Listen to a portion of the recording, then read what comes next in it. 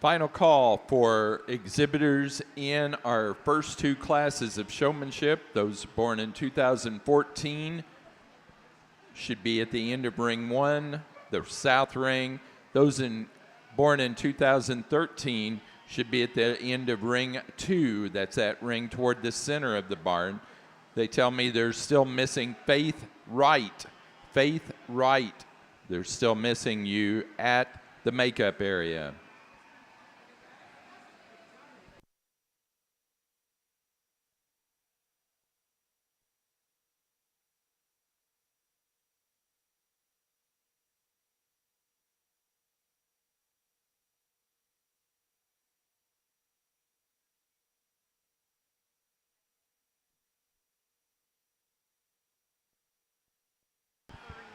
The following exhibitors born in 2014, your class is entering the ring. We need Vera Matthews, Samantha Geyer, and John Jones. Last call to that makeup area.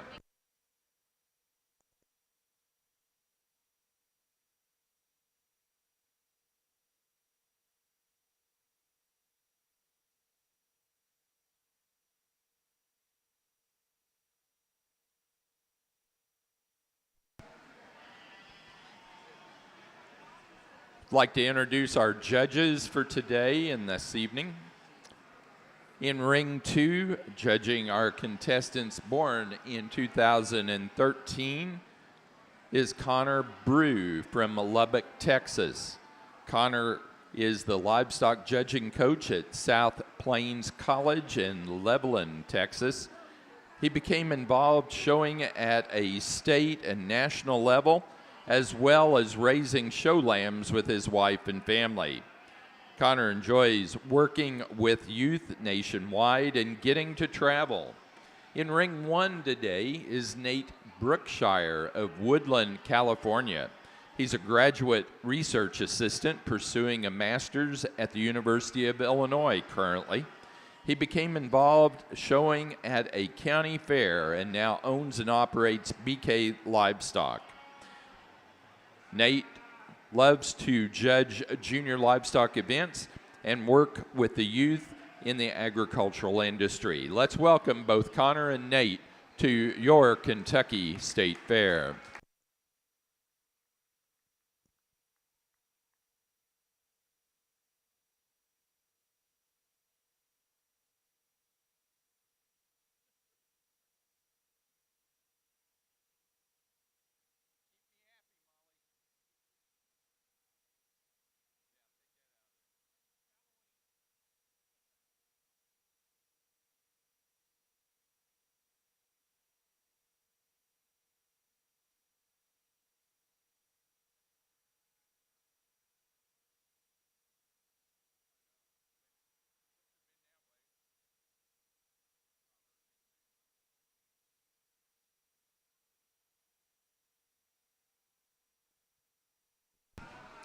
In the makeup area at this time, at the end of ring one, that south ring, contestants born in the year 2012, and at the end of ring two, the ring toward the center of the barn, in the makeup area, we need contestants born in the year 2011.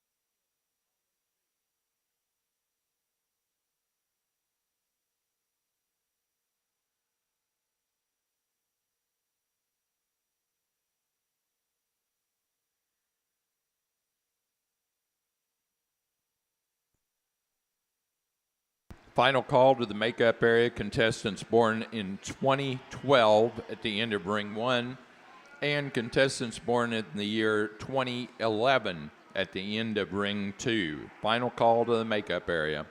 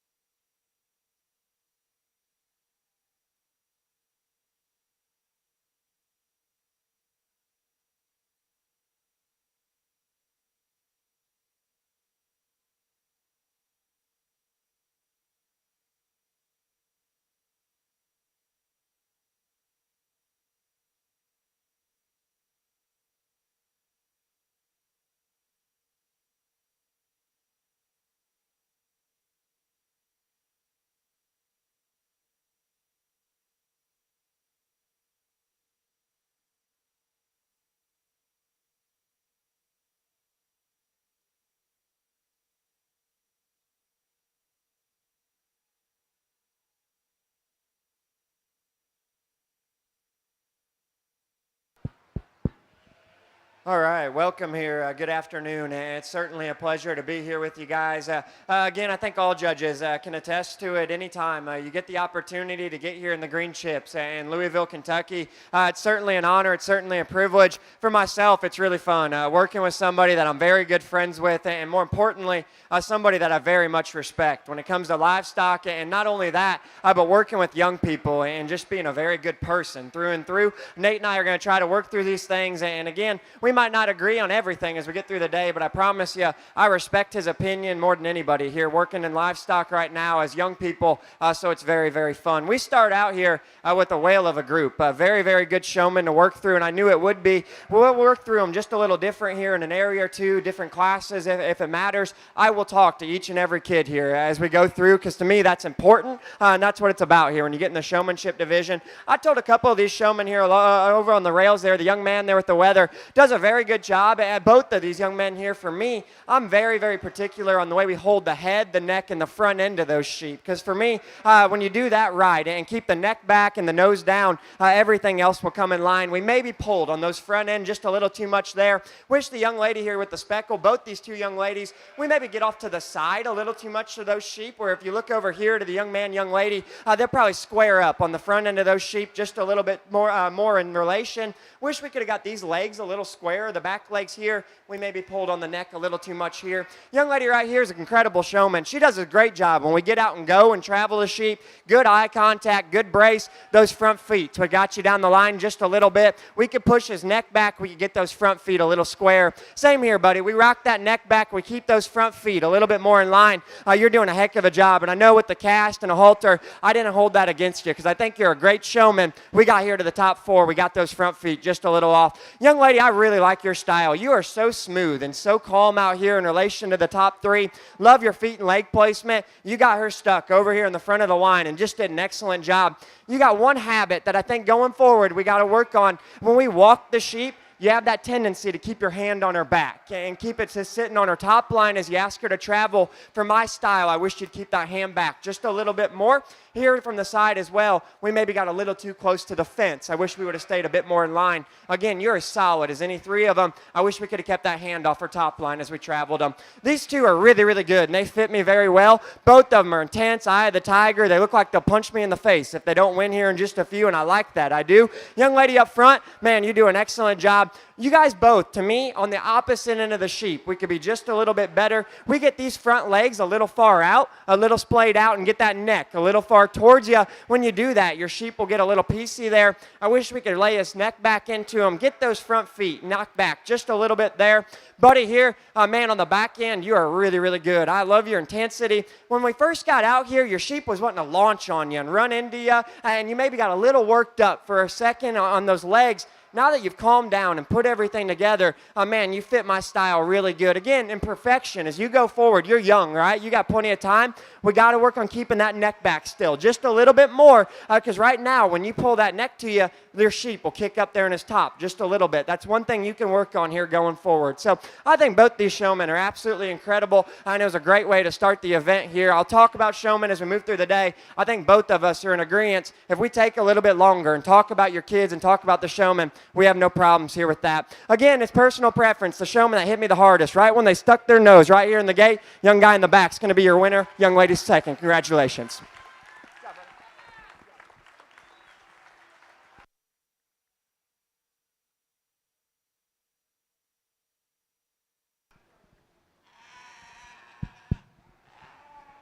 Well, good afternoon, everybody. And man, after listening to Connor Brew over there, it's going to be awfully tough to keep up with him on the mic all day. Talk about having the ability to come out here and judge with one of my buddies and a guy, again, that we talked about. A lot of love and a lot of respect between the two of us. Gotten to see him a couple of times this summer. And man, just a really high quality evaluator who does things fair and does them to a very, very high degree. So thank you to the crew who put this on for giving me the opportunity to not only work with one of my friends, but to do something that I love. And that's being with the junior livestock industry. That's being in the show ring right here. Again, as we start off with our showman, the first class of the day, working from the bottom of the fifth all the way up to the top. Young man right here came in with the right kind of eye contact, the right kind of body language and positioning. I love the way that he maintains that thing's top line. Head and neck positioning, in my mind, are very, very good. If I get critical on him, I want to make him just set that sheep's feet a little bit square down low, and at times I think we can actually bring our front leg around that thing's breastplate a little bit more and get just a little more push and drive,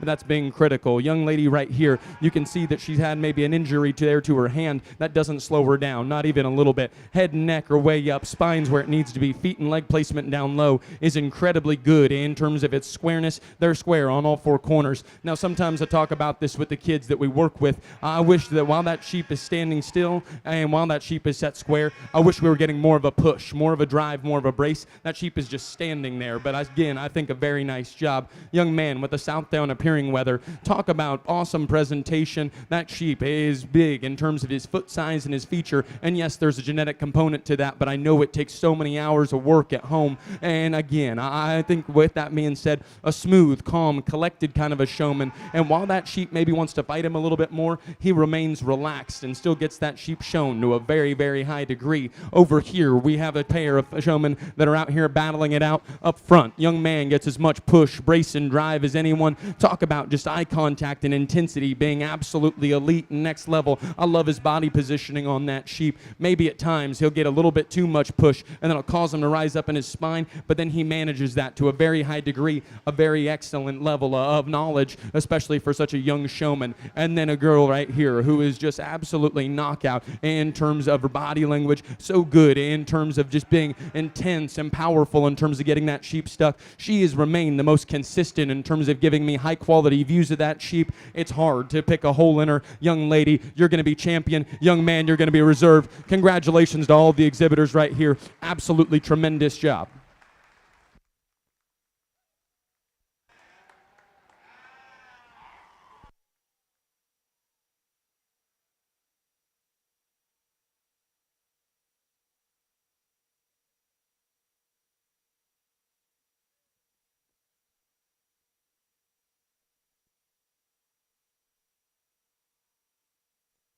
From Ring 2, placing on the class of contestants born in the year 2013, first place and congratulations to Kason Ishmael. Second, Faith Wright. Third, Emerson Olds. 4, Sawyer Hagerman. 5, Adeline McCarty. Others in that class included Collins Tate, Maddie Wilkes, Xander Kirkpatrick, and Carter Creech.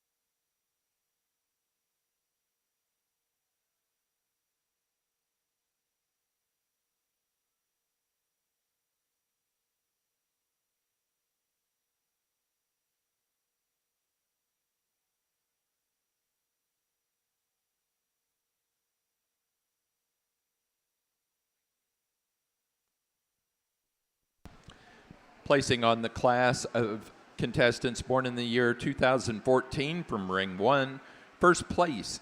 And congratulations to Carly Grant. Second,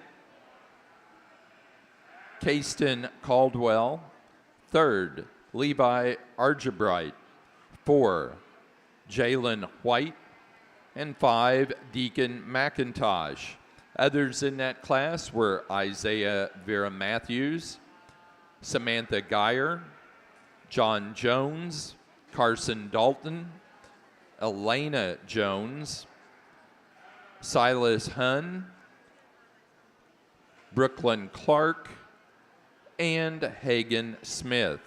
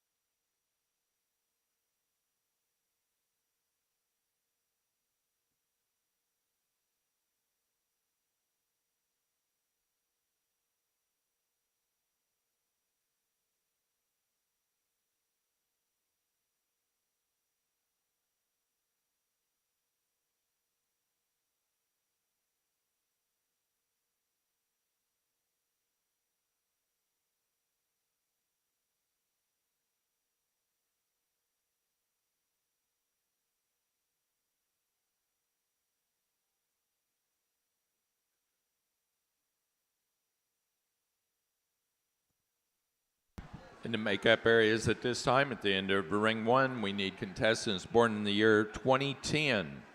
And at the end of Ring 2, contestants born in the year 2009.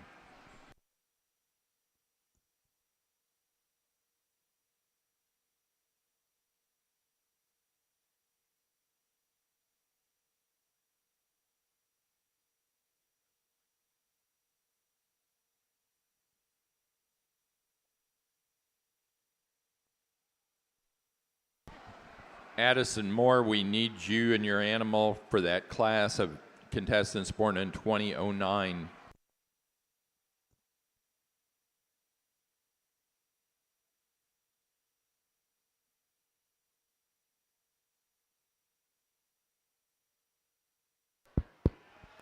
All right, moving to second group over here.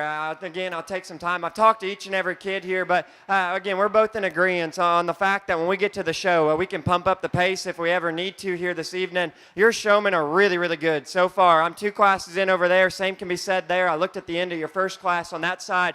We've had some very, very good ones hit the ring, so we'll take the time here. We'll talk about them here and get moving on. I told a few of these showmen here, back leg placement is what got us down here just a little bit on getting them squared up, just a notch. We're at that age level where, to me, we get the legs set square, then we can work up and do the extra things on top of that. That was the difference right here, young lady, those back legs. Front end, man, you square up impressive. You do a great job clamping the neck, the head, keeping the nose down. We got to get her set just a little bit square there from behind. Same here, right here up front. Incredible. The way you position yourself on the front end. Back legs got you in a pickle. We got him a little overstretched, and we lose his loin on him just a little bit. You rock that neck back. You close him up just a little bit. Your style on the front end, second to none here in the grouping of them. Same can be said, young man. You get him propped here from the profile.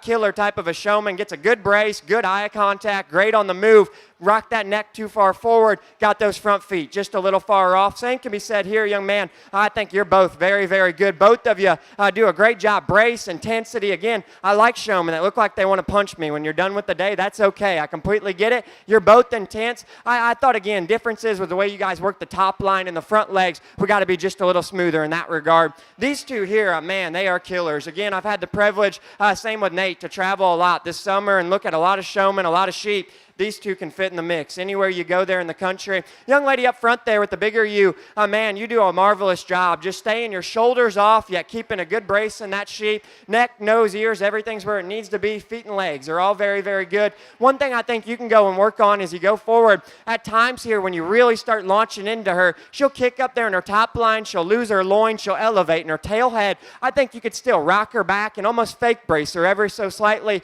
and work that top line down in her just a little bit. Again, a showman that's very, very good in a lot of areas. Young lady here at the little down. Now, obviously, you guys are showing different sheep, and they're at different stages of their life. You do a marvelous job, and I think you're just a smoothness the whole way through. When we came here to the front side of the sheep, the way she stood off and gave me that front view, yet very smoothly moved around the front end, I thought was second to none. Love the way you position yourself up front. Again, feet and leg placement are very, very square everywhere you study them. So, as we said, I think both these showmen are marvelous, and you're going to hear both of us talk about it throughout the day. Personal preference and little things accumulate when you're out here for a while. One of them to me had just a little bit more control and a little more smoothness the whole way through. Young lady with the little down here is my favorite in the group, and she's going to be your winner. Young lady up front will be second. Congratulations.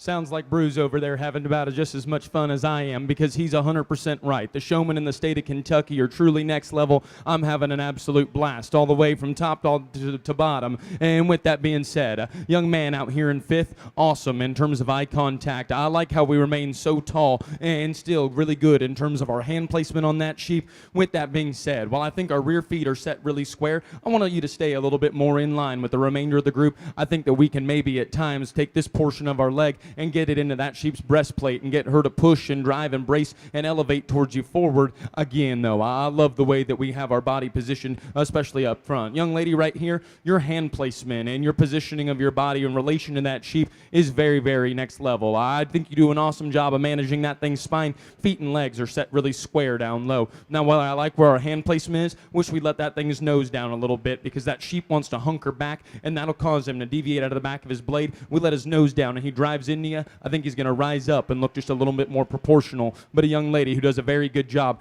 Intensity, and Brew talked about it on that side of things. I'm a big fan of it as well. I want you to look like you want to be out here, like you came and you're ready to rumble and win this thing. And this young man right here has the eye contact, the facial feature, and the intensity that I'm all about. Feet and legs are set so square down low, and he does a great job of exhibiting this sheep. Even though that sheep naturally wants to deviate there in terms of its spine, he's so cautious and meticulous at getting that sheep just to look its best. Now, in relation to the two young ladies over there, when things are right, we don't get the same kind of push, embrace, and drive. Sometimes that sheep will separate out of the backside of his shoulder and not just be stretched enough. But again, I think that's being incredibly critical. That is a very high-quality showman right here. Young lady in the blue paisley, when things are going right, it's poetry in motion. Right now, that sheep looks really good. His nose is down. Your hand positioning is awesome. Front feet are set square, and there's a push and a brace and a drive. I thought that a lot of the time, though, that sheep wanted to fight you and rock back on you. You persevered, and that's such a cool thing, because life always isn't just the easiest. And just like showing your sheep, you persevered, you stuck with it, you exhibited that sheep very, very well, and that's something to be proud of. Young lady right here, let me just tell you, she's an absolute hammer. Came out of the gate with just incredible eye contact, intensity. She's smooth, she's efficient, she's fast at getting that sheep set. She sets that sheep up by far and away the best. Young lady, you're champion. Young lady, you're reserve.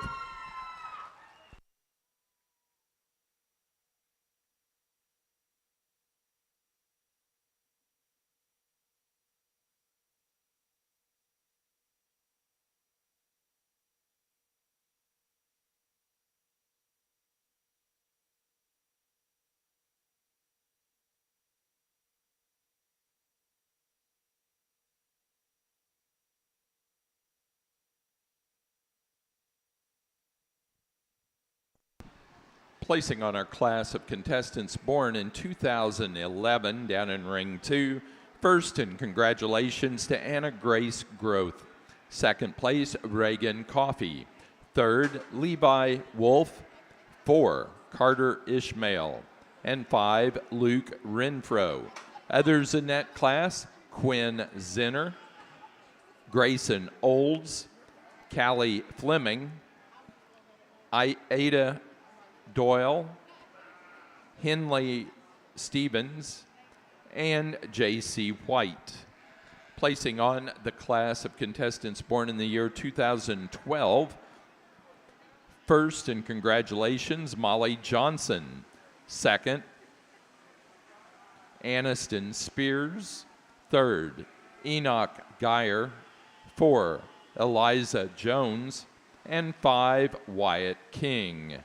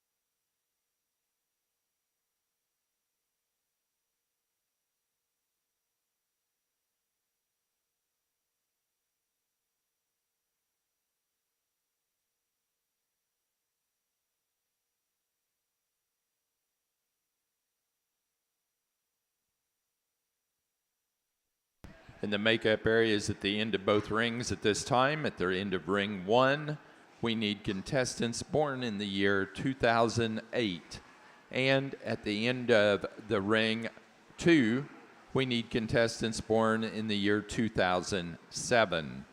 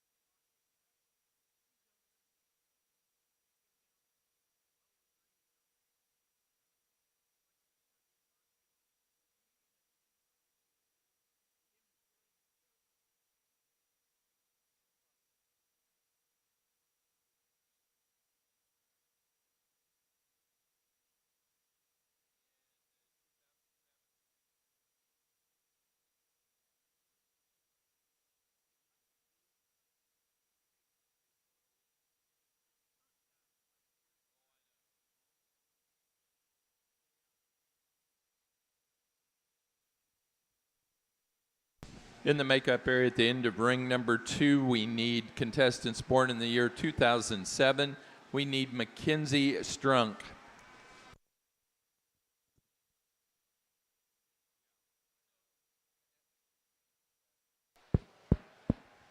Over here in ring 2, we move into our third grouping of them. And so far, I haven't asked you, and if you've listened to me judge and evaluate, I'm very big, and I know Nate is as well. When you got a good crowd, you have supports, grandma, grandpa, aunt, uncle around ringside.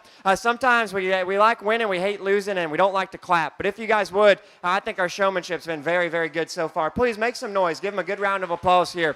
This was a great group, and truthfully, you hear it all the time, one judge's opinion, and sometimes if you're around ringside and you're 4th or 5th, well, that judge isn't very smart, and I get it. I totally get it here, guys. That's part of showmanship. This group is really, really tough, because if people know me and what I like in sheep and what I like when I'm judging, I am a big movement guy, and they got to be able to travel. We had a few of them stick their nose in and get scared of the gate and the green chips and didn't want to get out and go for us here. Then we get them propped up, and things maybe don't match up in an area or two. So for myself, this was a tougher group, just to get lined out and put together how I wanted them. As I said, we worked through them, all the groups so far, talked to these showmen here down the line. Again, feet and legs over here. We got these 2 sheep just a little overstretched for me. We got them really braced up, a little overstretched. You have the hardest sheep that's hit the ring so far to show. He is a big, long-bodied sheep, and she does an excellent job on the front end, getting a good hard brace and a pull on a big heavyweight sheep. I wish we could have got him just a little bit square and that neck back just a little bit more. 2 hard sheep to show as well that you guys do an excellent job with. Talk to the young man here about just the nose. When you really get that nose to the sky, his sheep would lose his top line on him just a little bit.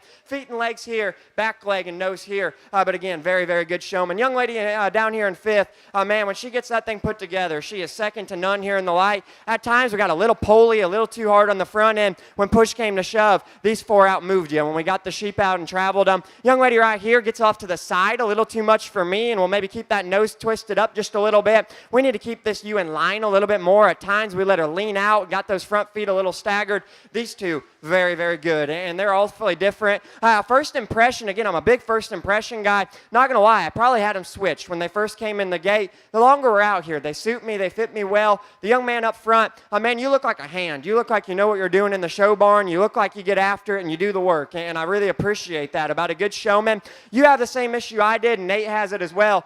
We got some extra legs underneath of us when we go to show sheep, and you really get down and you really get after it. At times when we do that, times we don't rock them back and brace them as hard as what we should. We maybe let that sheep roll forward to you just a little bit. I wish you could take that leg and rock back into them and knock that neck back, get a little more brace and get them running uphill into you just a little bit, because I love your smoothness. And again, I think you're a hand. I feel like you'd be a good person just to talk about sheep and livestock with. Wish we could get just a little more push, a little bit more brace. We let this back leg hyperextend ever so slightly. Young lady right here again, you and the young lady in 5th, those sheep came in. They said, I do not want to hit the green chips right now, and that's fine. That's why we get them out here in showmanship, get them out here and get them going.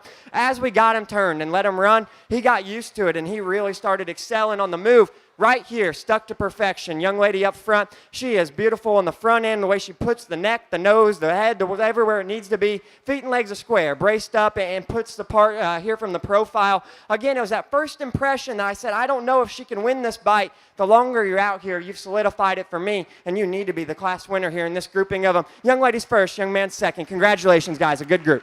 At the end of ring number 1, our contestants born in 2008 were missing Maddie Farrell and Claber Wolf. You need to be in the makeup area.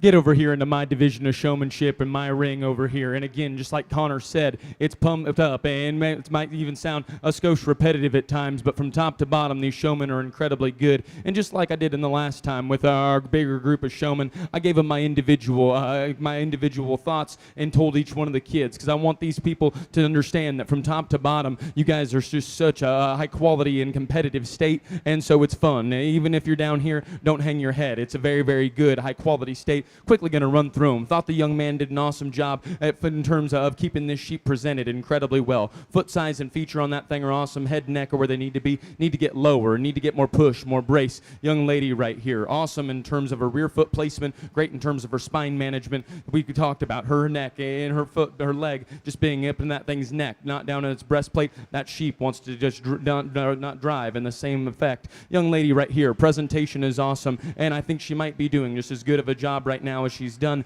We talked about while that sheep's legs and feet were square and set down low, and she managed that thing's spine awesome, that maybe he needed to be popped forward and extended a little bit more. She needed to get down and get more push, more brace, more drive. Awesome intensity, awesome eye contact and body language. Love our hand positioning, and that allows to pull that sheep's head and neck right out of the top side of its shoulder. But with that, we didn't get the same push, we didn't get the same drive, and then our rear feet, while they were set square, our front feet were maybe just off in a skosh. Again, young lady right here, tremendous push, tremendous brace, tremendous drive. Rear feet were a little off. He rose up there in the center portion of his spine. And then young lady right here with the Suffolk appearing sheep, awesome in terms of just her understanding of the ring, quick and efficient in terms of getting her sheep set. Rear feet were set awesome. That sheep will drive down with the base of his shoulder and not show up the same kind of elevation. That sheep will want to become just a little more separated there to the backside of its neck. I told her if she popped that sheep forward and got him to drive up, then that sheep would look a bit more elegant in terms of his front third construction.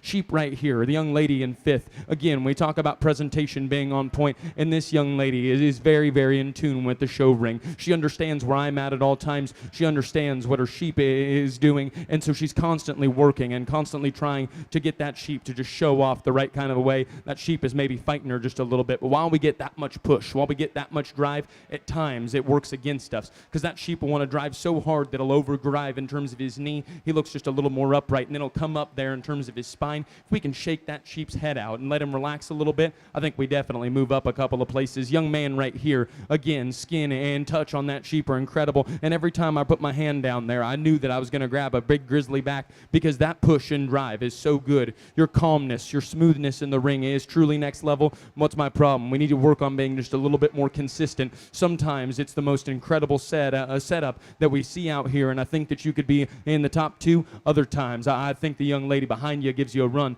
So I think we need to stretch that sheep out a little bit more. Just continue to work on consistency. Young lady right here, like Connor said over there, you can tell that you spend a lot of time in the barn. Feature and foot size and presentation on this one are absolutely next level. And then we talk about your understanding of where I'm at. You talk about your eye contact, your body language, and then that kind of push, brace, and drive with that kind of foot and leg squareness. I'm a very, very big fan of the way that you show that sheep. Now with that sheep will overdrive. He'll separate in his loin and want to hyperextend there in terms of his hock. We again need to bounce that sheep back, and while he's coming into us, we need to stop and push him back, maybe shake his head out and let him relax a little bit more. But when that sheep is doing the right things, it is absolutely poetry in motion. Young lady does a great job. To the two young ladies over here, incredible group of showmen, and they push each other and rival each other. They're so different in terms of their showmanship style. Young lady right here, big first impression, came into the ring. That sheep's head and neck were up. That sheep prances and goes at the right kind of cadence and pace as we maneuver around the ring, and that comes from just tedious amounts of work at home.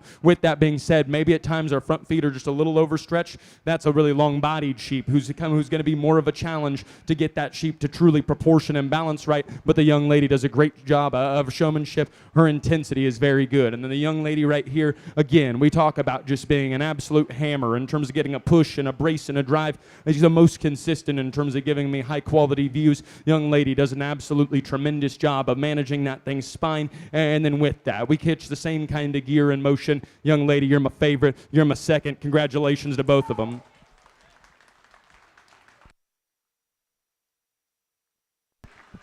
Here in the sheep barn, we'd like to welcome the Commissioner of Kentucky Department of Agriculture, Jonathan Schell, to our show today.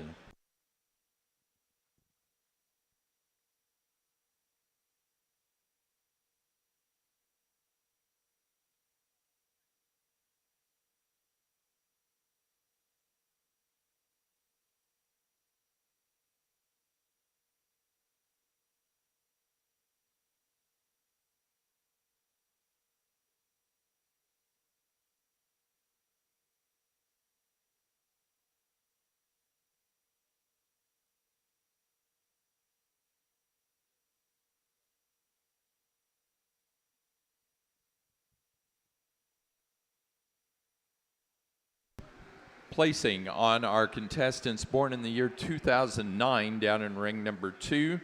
First place went to Abigail Mattingly. Congratulations. Second place, Colin Combs. Third place, Ryder Coffey. 4, Addison Moore. And 5, Izzy Godman. Others in that class included Cadence Ryan, Katrina Shea, Christina Shea, Tally Downs, Macy Nichols, Casey Voigt, Jaden Gebbelt, and 9 to Rebecca Jones. Placing on the contestants born in the year 2010. First place, and congratulations, Kinley French. Second, Addison Cowan. Third, Olivia Simpson. 4, Blake McCowan. 5, Cullen McIntosh. Others in that class, Elizabeth Frame, Emily Jones, Macy Beecraft, Annabelle Geyer, Garrett Rose, and Madeline Johnson.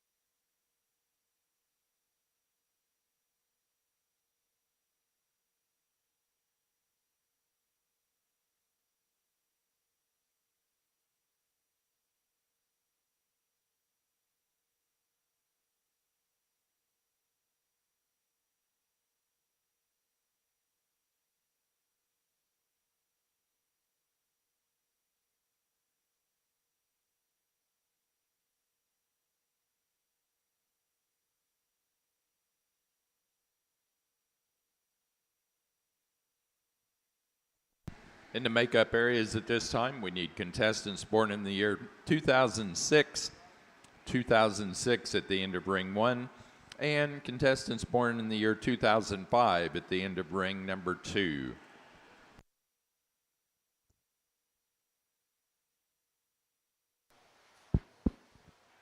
Over here in ring 2, once again, we've both been saying it, a very, very competitive group. And as we said many times, I've been on this side of the ring many times as well, and I know it's not exactly what you wanted when you came here to the state fair, but I'm telling you guys, there are some very, very good showmen here and some capable showmen all the way down the line. We have a few really hard sheep to show here in the grouping of them, and I thought the young people worked with them very well. Young lady over there, great eye contact, great brace, at times got that sheep just a little bit overstretched. Wish we could have got the feet and legs, a little square there. We could work the top line a little nicer. Again, you and the young lady right here in fourth win the award for this class of the hardest sheep to show. That is a big, powerful ewe, and you did a great job there, feet and leg placement. At times, we got a little far off to the side as we talked. What I like about this young lady, and I think it's a lesson to anybody around ringside, I told her one thing that I thought she could work on. As I pulled her over here, I look back and I look over here now, and she's doing exactly what I asked her to do. So I commend you on that. That shows growth, and it shows that you want to learn and get better, and I appreciate that. I commend you on it. Young lady right here, the blue sheep, the squirrely blue that wanted to run on us just a little bit, but I'm telling you, she does a great job staying upright, getting a good hard pull, good hard brace. Times we let that front end float just a little too far towards you, and we lose the top line when we got them too far overstretched. Another one that's a little challenging to show, young man gets a rock hard brace, a good handle, back legs are where they need to be, got those front feet just a little off in an area or two, at times too far back, at times too far forward, but again, a very capable showman. This guy was being a knothead as well. He wanted to just swivel and sway on the young lady. Front 2/3, and what you do, I think, is second to none in the group. We got to get those back legs just a little bit square, keep them a bit more in line. Same can be said right here with the young lady, but again, very, very, very good showman. Another one that was a little squirrely, wanting to run, wanting to dance and do anything other than stand still for the young lady, but when she gets into him, and right here, when she stays off to the side, holds the front end, gets a good hard brace, and always had him where he needed to be. When he really wanted to launch on you and run on you, he'd weaken in his loin, he'd kick up in his hip. I wish we could have kept him a bit more in line with some of the other sheep. That's what we talked about right here. Again, that is a hard sheep to show, and you do an excellent job on the front end. You get down, but you keep a good brace. Our thing that we talked about, at times we got just a little out of line with some of the other sheep and got that front foot, or front leg and front end a little far towards the roll-up door. I wish we could have stayed a little bit square there. Young lady right here, again, she worked her way up because I thought she was very smooth and very consistent in everything she did. Again, we talked about the feet and leg placement. You get over here and you fixed it for us. Times we still let that neck float on us just a little bit. These two are the best in motion for myself, yet still we get them propped up here, and I think they do an excellent job. Like the last group, they're different in the way they get these things put together. The young lady with the blue weather there, I really like just her style and the way she moves around the front end of that sheep. She really gets out and goes with him, keeps the neck back, gets him out and lets him fly and run around the ring here. From times here at the side, young lady, in relation to the young man up front, we get that neck just a little too far out for me and get those front feet just a little splayed out. When you do that, your sheep will lose his top on you just a little bit. I think if times you could step out, rock that neck back and go again, and I think that sheep would collect himself really, really well. Young man up front there, again, like the last group, we had a young man stand second. Just looks like a hand to me. And a show barn, he knows how he needs to move around that sheep. He's smooth, yet he's precise in what he does. Again, at times when we let her run first out of the brace and let her go, she'll run really fast on you and roll up there in her top line. What I like about him, if you watched him there, when she goes hard, he taps her on the nose and gets her down and slows her back into the gear she needs to be in. He is marvelous from the side. Neck, head, front end placement, the way he works the top line, the way he works the feet and leg placement, I think is spot on, as good as we've seen in the ring so far. And as we've learned, I think between both of us, we're not here to make it a quiz bowl, but I certainly I recognize and commend showmen that just look like good hands here in the show barn. All of them are very good. This is as deep of a group as we've had so far here in this ring. Both of you are great. Again, I stay true to the kind that fits me. Front end placement and just being smooth, consistent through and through. Young guy up front with the Downs, your champion. Young lady behind's reserve in this group. Congratulations.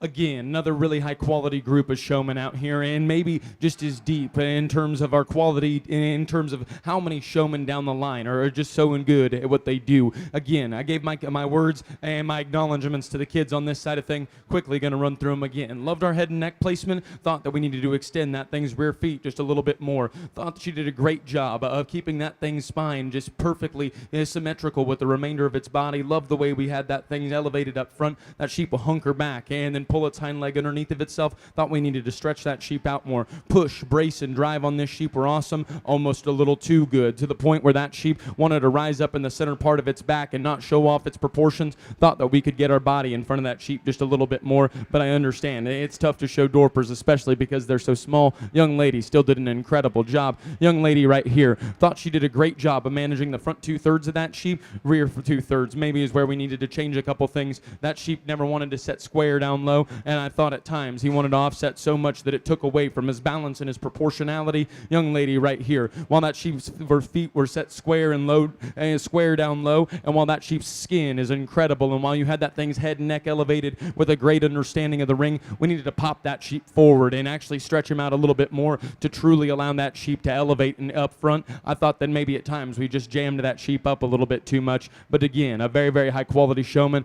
From this thing's full rib back, I thought the young man did just an incredible job of managing this sheep. I thought that thing that maybe wants to deviate there in terms of its loin naturally from a phenotypical standpoint, he did a great job of keeping that thing's loin up, did a great job of managing that thing's belly, and then I thought feet and leg placement down low, again, really good, and that's something that's really important to me. He lets that sheep's head and neck come down a little bit further. That takes away from the front end quality of that sheep. I actually think that you're doing a better job right now on this side of things than maybe over here, but with that being said, very good showman. Young lady right here, we talked about, we moved that sheep's head and neck back behind the apex of its blade. It changes things tremendously. And while I like that we talked about that over here, as I look over here, that sheep's head and neck is where it needs to be. As we get into our top 5 over here, young man right here, when it's going right, it's going really, really good. When you have that sheep set and feet and legs are square down low, it's an effortless ability to get that sheep just absolutely presented to the nines.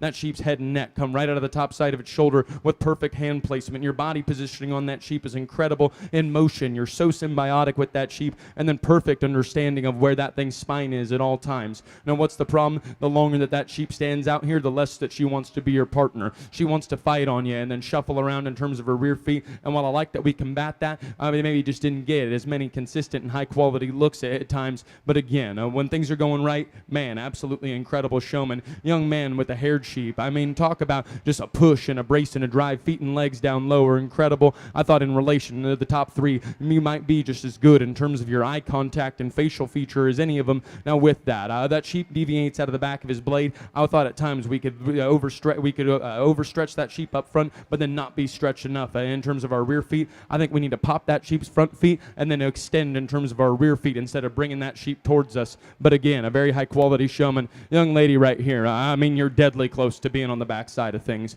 And it's not because you're flashy or anything like that. It's because the opposite. You come out here and you know what needs done. That sheep is so quick and efficient in terms of being set up. Head and neck are where they need to be. Your body positioning was where it needs to be. When that sheep, when you work as a partnership, as a unison around the ring, and that's so important to me because you accentuate all the good things about that sheep without ever taking away from that sheep. Now, if I get critical of you, maybe at times our front feet are just a little too far forward. Maybe at times we can move this portion of our leg around the front end of that sheep. I would never call your body unison with that sheep off. I think it's very, very good. I just think there's maybe a little bit more finesse on this side of things. But don't get me wrong, incredibly, incredibly good showman.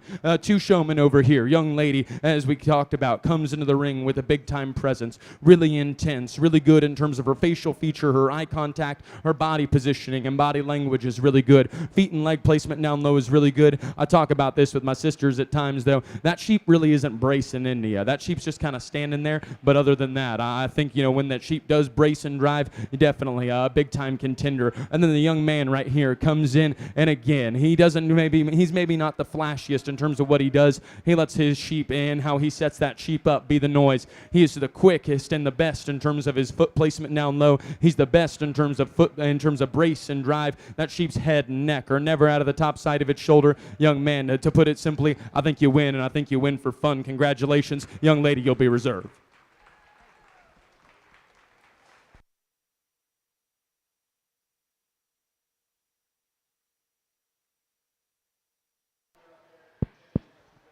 Well, I believe our last grouping here over on this ring for your Market Lamb Showmanship, just 4 of them, our smallest group. But again, I think all the way through, just all 4 of them, very, very capable showmen that do some things very well. Young lady, I like the way you get this sheep stretched out and braced as much as any of them on the front end. I think you just do a marvelous job. You just heard him say it in the last grouping of them. At times you get her launching so hard. India, she'll break in her top line. She'll kick out there in her hind legs. I wish we could have kept her together just a little bit more the longer we're out here. When you get out and you travel the stock, you really own the ring, and I commend you on that. Again, we get here from the side. I wish we could keep her a bit more collected there for you. Different story here, young lady. It lands here in third. I really like the way you keep this sheep put together. At times, I thought you could have stretched him out just a little bit. We'll get those front feet just a little off. He'll kick up there in his top line on you just a little bit. I thought he could have used just one more pop to get out there and go and maybe make a push at a spot higher. And motion at times will maybe just hold him back just a little bit too much as well. Again, up front, you do a marvelous job. Great handle, good back leg placement. Wish we could have popped him out and got him a little bit square there up front.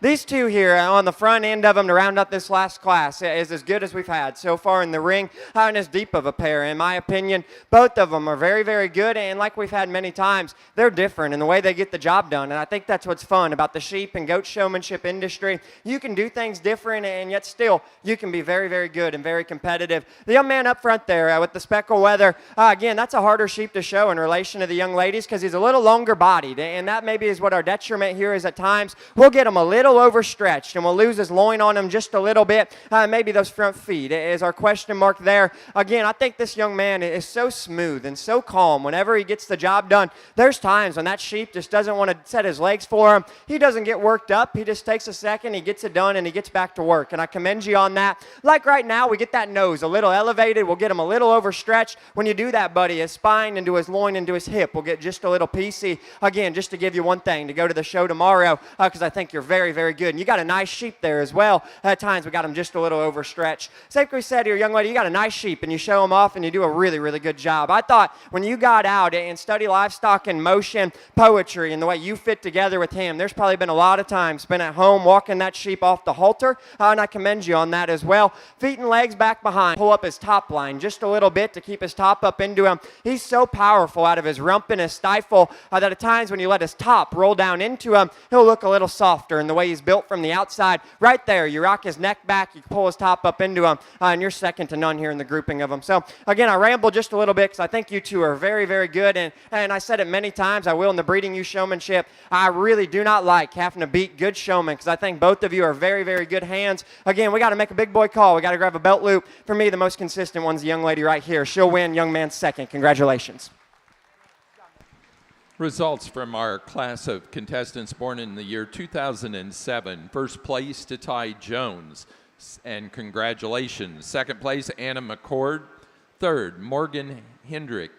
4, Caitlin Geyer. And 5, Giselle Green. Others in that class, Mackenzie Strunk, Ellie Hampton, Larkin Romines, Kenya Vargas, Heidi Castle, Elijah Cowan, and Zoe Tuggle. Placing on the class of contestants born in the year 2008.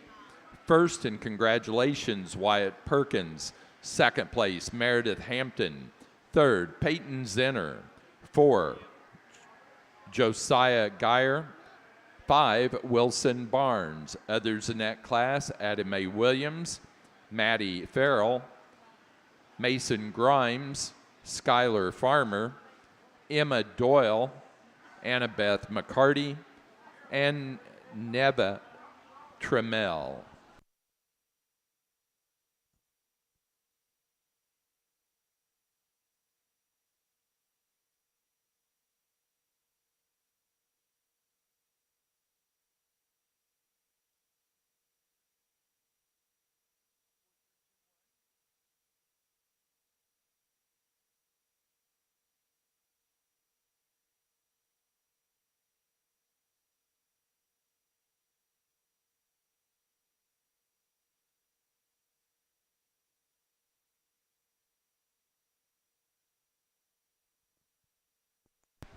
Placing on the class of contestants born in the year 2005, first place, Macy Hazelrig. Second, Blake Daly. Third place, Abigail Potts. And 4, Lainey Lone.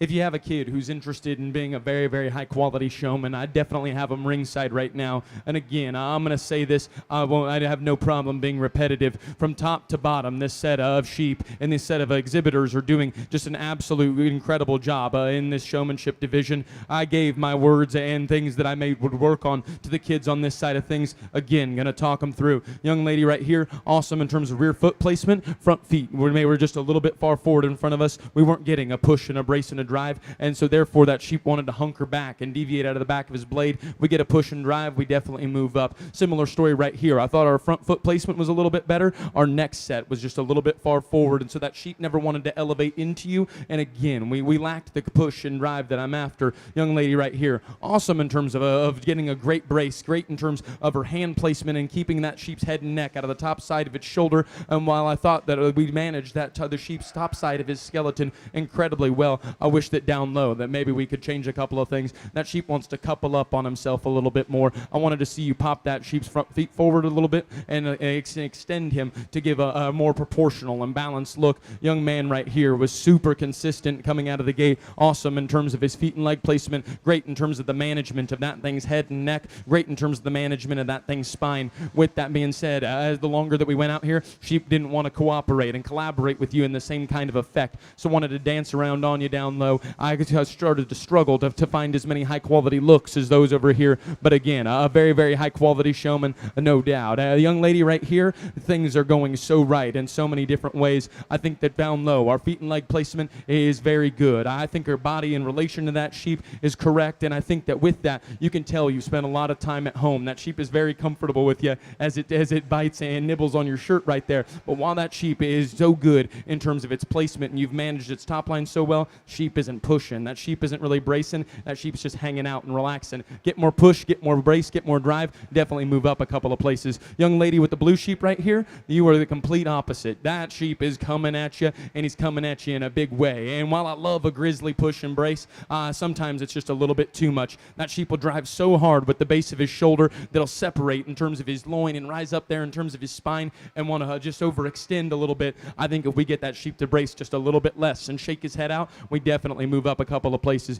because your eye contact, your body language, and then again, the drive that you get out of that sheep is all very, very next level. Young lady right here, talk about an effortless kind of a showman who just comes out here and gets things done. Maybe didn't immediately grab my attention through the gate, but what did grab my attention is when I looked over there and you were the first person to have your sheep set. I think just a really expert level job of not taking away from the sheep. Things are all where they need to be. That sheep is presented to a very, very high degree. Again, we talked about it with the young lady who was third in the last division. Maybe not the same kind of quickness and finesse as the longer that we went. Maybe then just not the same kind of eye contact and intensity. Young lady, you can show any sheep of mine any day. I think you're very, very good. And then maybe one of the more challenging pairs that we've seen all day, and that's something to be incredibly proud of. Young lady in the back with the Oxford or Schropp, I thought great in terms of presentation. That thing's skin and hydration is so good. That sheep maneuvers around the ring with her incredibly well. And then the longer we go, that sheep maybe wants to fight her, but she perseveres. She fights through it. She gets that sheep to still give me a high quality look.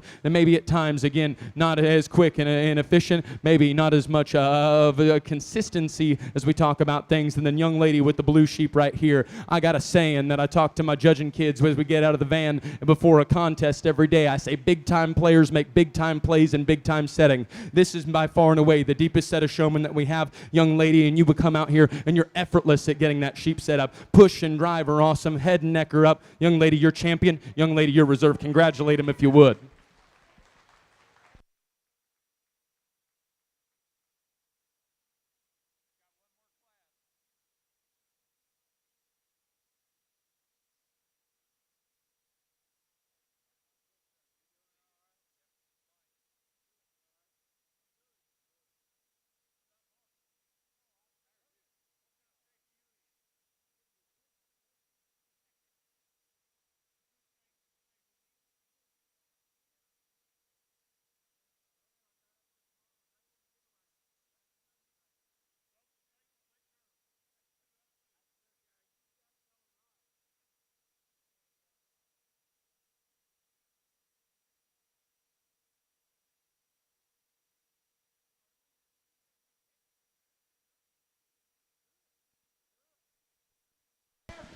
We'd like to welcome one of our Fair Board members in charge of the livestock area, Marshall Coyle.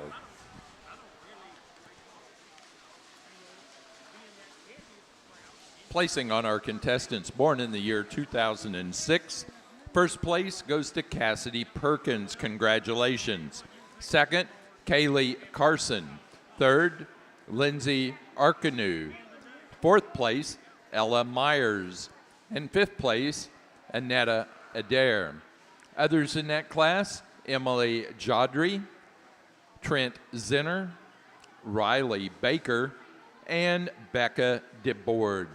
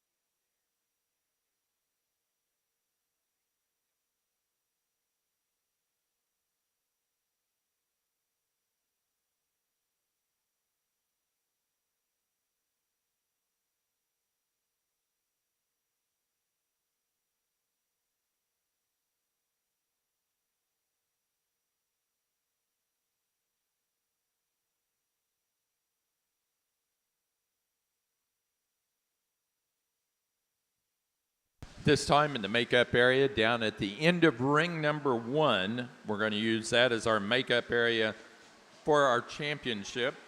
At the end of ring 1, we need the following individuals. From the 2014 class, Carly Grant. From the 2013 class, Cation Ishmael. From the 2012 class, Molly Johnson. The 2011 class, Anna Grace Groth. 2010 class, Kinley French. The 2009 class, Abigail Mattingly. The 2008 class, Wyatt Perkins. The 2007 class, Ty Jones. The 2006 class, Cassidy Perkins. The 2005 class, Macy Hazelrig. Those contestants, as well as the winner of the class currently in ring 1, will compete for the overall showman in the Market Lambs.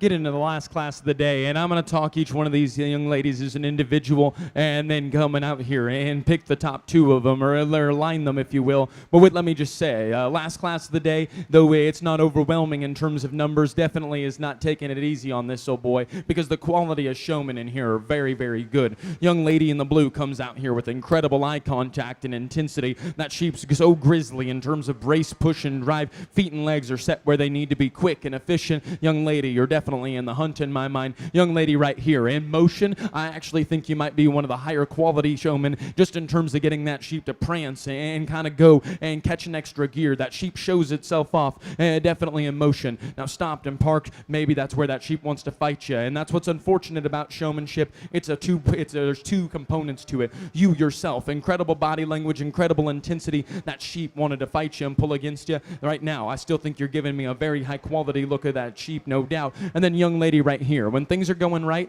I think they're just about as good as any of them. She is maybe just as quick and collective of giving the high quality pattern and silhouette of that sheep. Now with that being said, I think maybe at times our neck placement is just a little bit forward, and that sheep will want to hunker down in the base of its shoulder ever so slightly, and that'll cause him to kind of fight against you and pull against you. And so with that, I definitely think you're in the hunt. 3 incredibly high quality showmen for me. The young lady up front is my favorite. You're going to be champion. The young lady right here will be reserved. Congratulations.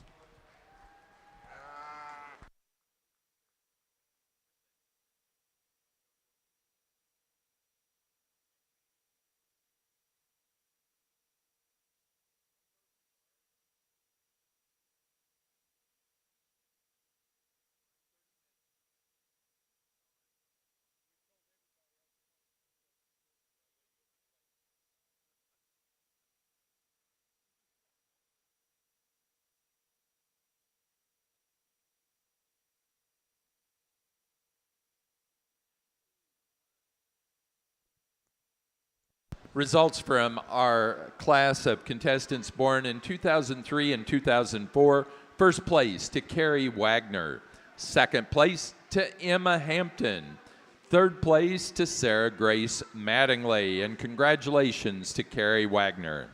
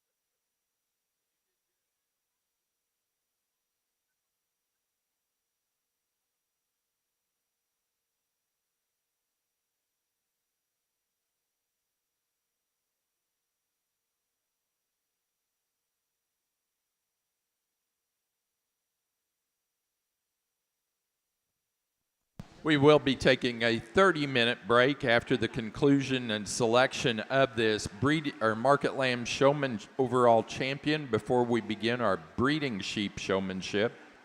So we will be taking a 30-minute break. We do want to point out that whenever we come back for breeding sheep showmanship, Ring 1 will have Division 1. That'll be your first class, contestants born in 2012, 13, and 14. First class in ring number 2 will be Division 2, our contestants born in 2010 and 2011.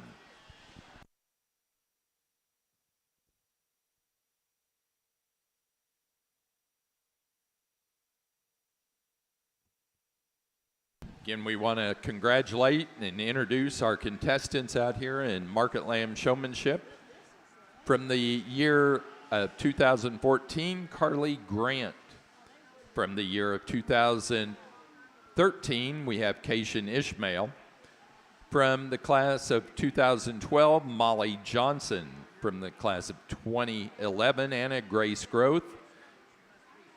From 2010, Kinley French.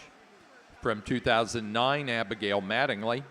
2008, Wyatt Perkins. 2007, Ty Jones. 2006, Cassidy Perkins. 2005, Macy Hazelrig. And 2004 and older, Carrie Wagner.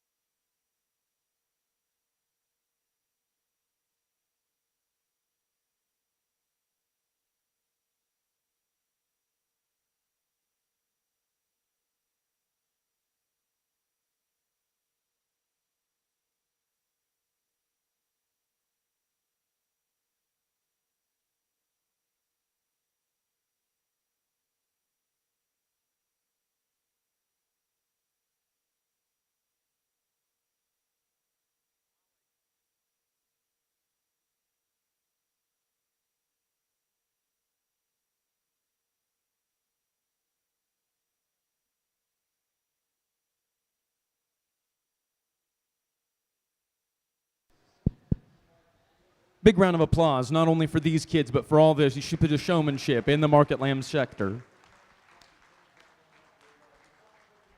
We throw all of our division winners back out here for a grand drive, and Connor and I get together and we talk about which one of them is this the best in terms of getting it done, getting these sheep presented as good as they can. And let me just tell you, the state of Kentucky has a lot to be proud of. These kids right here can compete anywhere in the country, and there's even a couple of kids back sitting at the barn who maybe aren't just super pumped up, who had the opportunity to, because they didn't have the opportunity to come out here. They're incredibly good as well. So to get out here, you guys should be incredibly proud. You guys still beat some really, really tough competition, and now we're going to pick a champion among the champions. And to us, there's just a person who stood out from a presentation standpoint, and then a brace, a push, a drive standpoint, and then set that sheep in motion. You can tell that it all works in unison. They're very symbiotic with one another. So again, incredibly deep set of sheep. I want to hear you guys get ultra loud. I want to hear you guys get pumped up as we get our champion selected. Congratulations to these kids.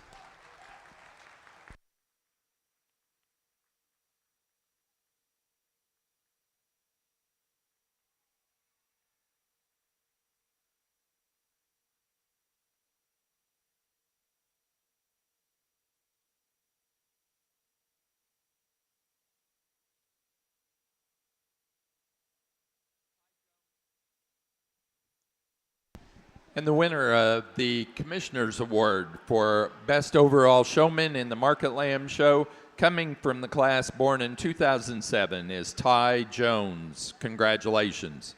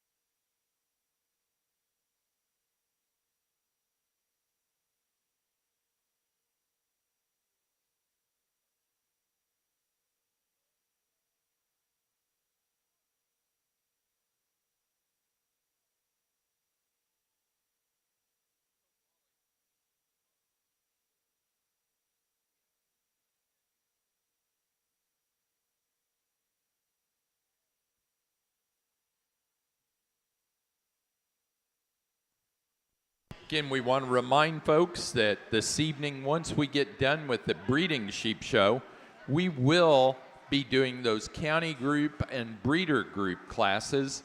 So we want to remind you of that. County group and breeder group classes will be after the breeding sheep show concludes this evening.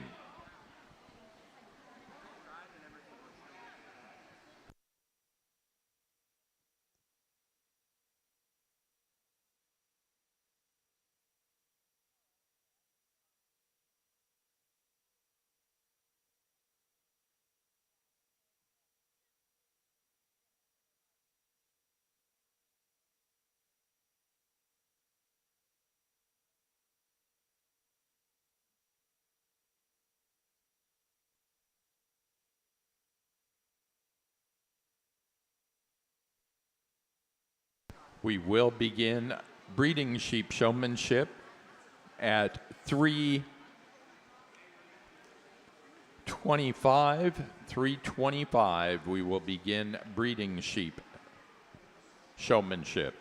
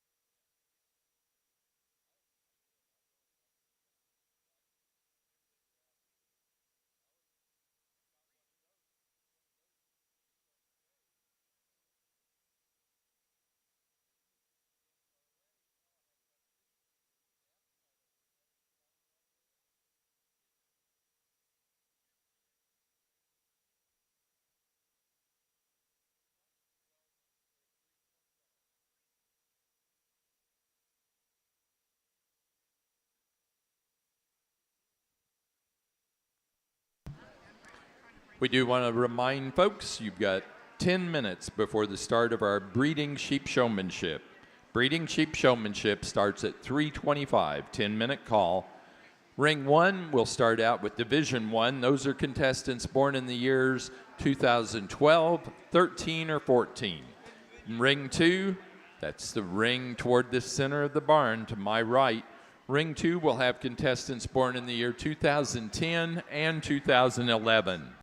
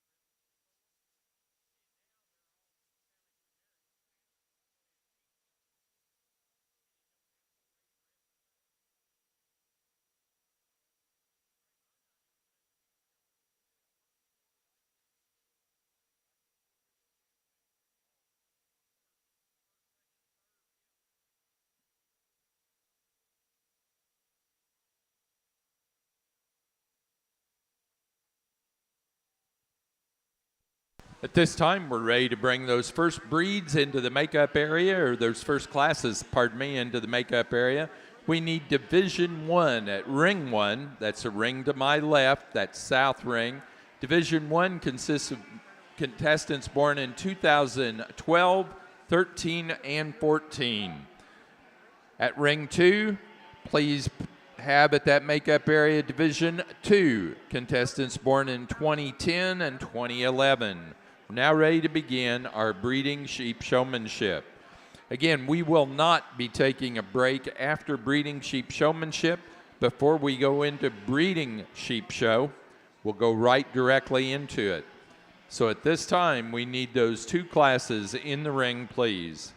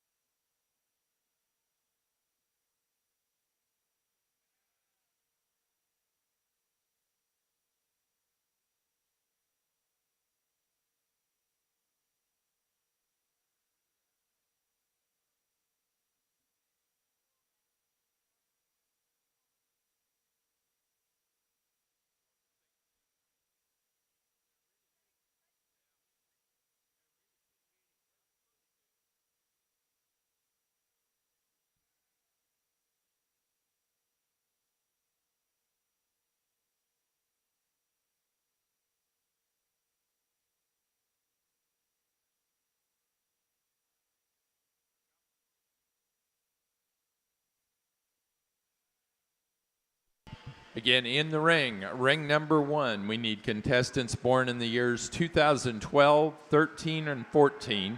In ring 2, contestants born in the year 2010, 2011. Who are you missing, dear? Everybody that doesn't have a check by their name. Okay, we're missing Xander Kirkpatrick, Adeline McCarty, Collins Tate, and Nolan Hobbs in ring 1.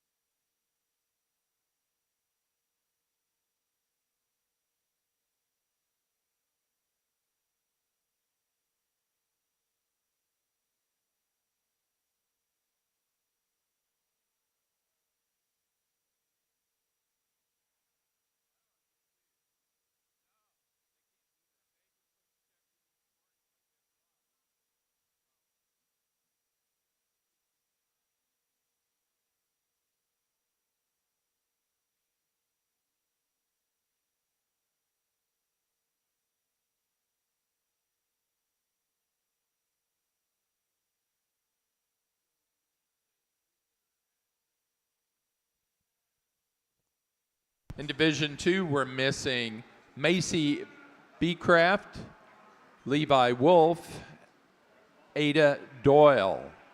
Your class is being judged as we speak.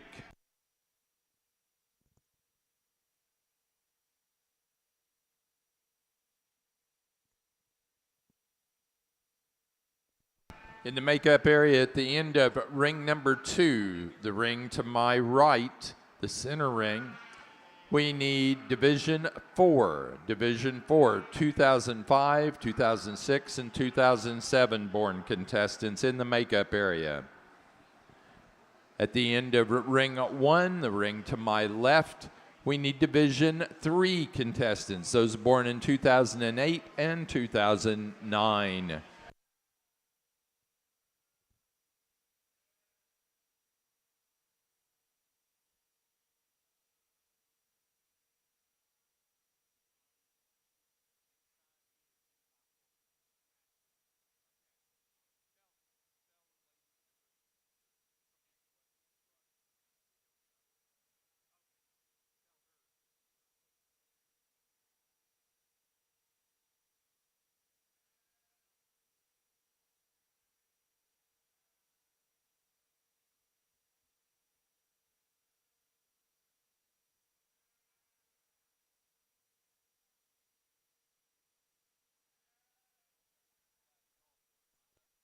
Xander Kirkpatrick and Adeline McCarty, your class is in the ring. Judges evaluating at this time. You have 1 minute to get there.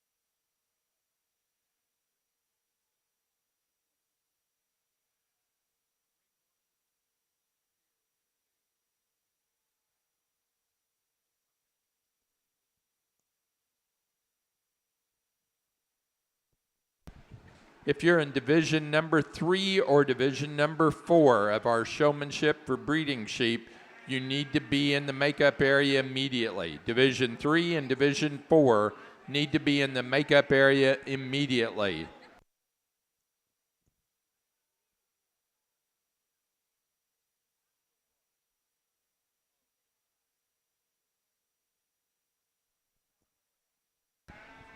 Ella Myers, you need to go to your pins. Ella Myers.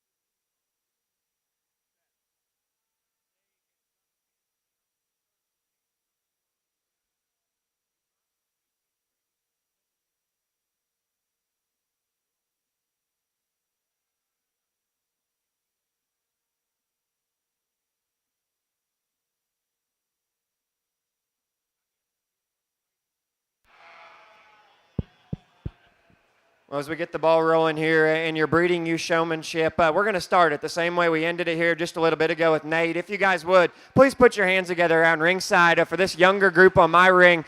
This is a great group all the way through. Again, I talked to the showmen like we've done all the way through here this afternoon, and there are some very, very good ones. A lot of close calls again for myself. That young lady's a good showman, and she is really, really good. And unfortunately, part of showmanship, again, it's a partnership and a blend of two. Her partner gave out, but she stuck with it, and she works the front end, she works the brace very, very good. We got to get that sheep to mellow out and get those legs a little bit square. Same here, young lady. You square up, you do a fantastic job on the front end. Back legs we always had tucked up just a little bit there. I talked with the young man here, and again, my goal, Nate's goal as well, and showmanship is if we have to take a little longer and talk with the kids, we certainly will, because hopefully you guys are really young. You have a long time to keep showing, and I know you're going to beat some of them here in a few years. I talked huge on the way we hold the head, the neck, the ears, and I told the young man the head's a delicate egg. And he started laughing. I said, when you make mom and dad mad, if they grabbed you by your ears and lifted you as hard as you could, you probably wouldn't like it. And that's how I am with sheep. Treat that head like a delicate egg. And at times we pulled on her just a little too much, and she didn't want to drive for him.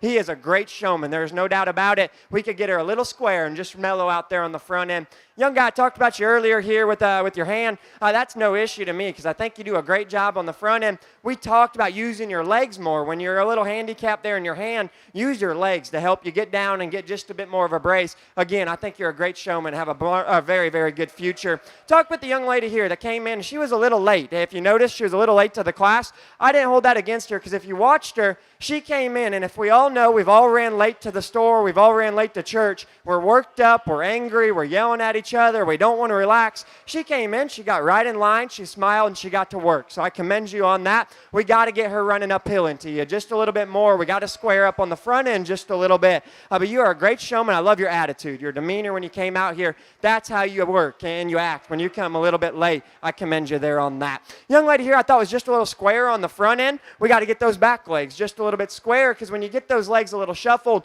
you will round in her hip just a little bit there. I use the young man as a pinpoint, as a token here in the group for the young lady in fifth. Front end, man, you're awesome. I love the way you square up there. You clip the neck, the nose, the ears where they need to be. Same deal. We got to get those back feet just a little bit more. Like we talked with him, use those legs to your advantage. Push back, and get her to set herself if you can there. Again, you're an excellent showman. All of you guys over here, bright future. There's no doubt about it. You fell into some hammers here on the front end. These two, I think, are just exceptional. And they're a little different in the way they navigate the sheep. For me, the young lady maybe gets the back feet off just a little bit. Buddy, we maybe get the front feet off just a little bit there in an area or two. But I think both of them are just so good for their age group and what they represent. The little things right there, working the front leg, working the top line, the way they rock the neck, the head, the ears, everything back into them, I think is really hard to do. There's one of them to me that I always saw and always had that sheep collected and put together just a little bit as far as feet, legs, working the top line. You guys are both very good. Again, I know you want to win, both of you. It's just my opinion. I hope you can take it here as you move on. Young lady, you were my favorite here in the group, and you'll be your winner. Young man, second. Congratulations.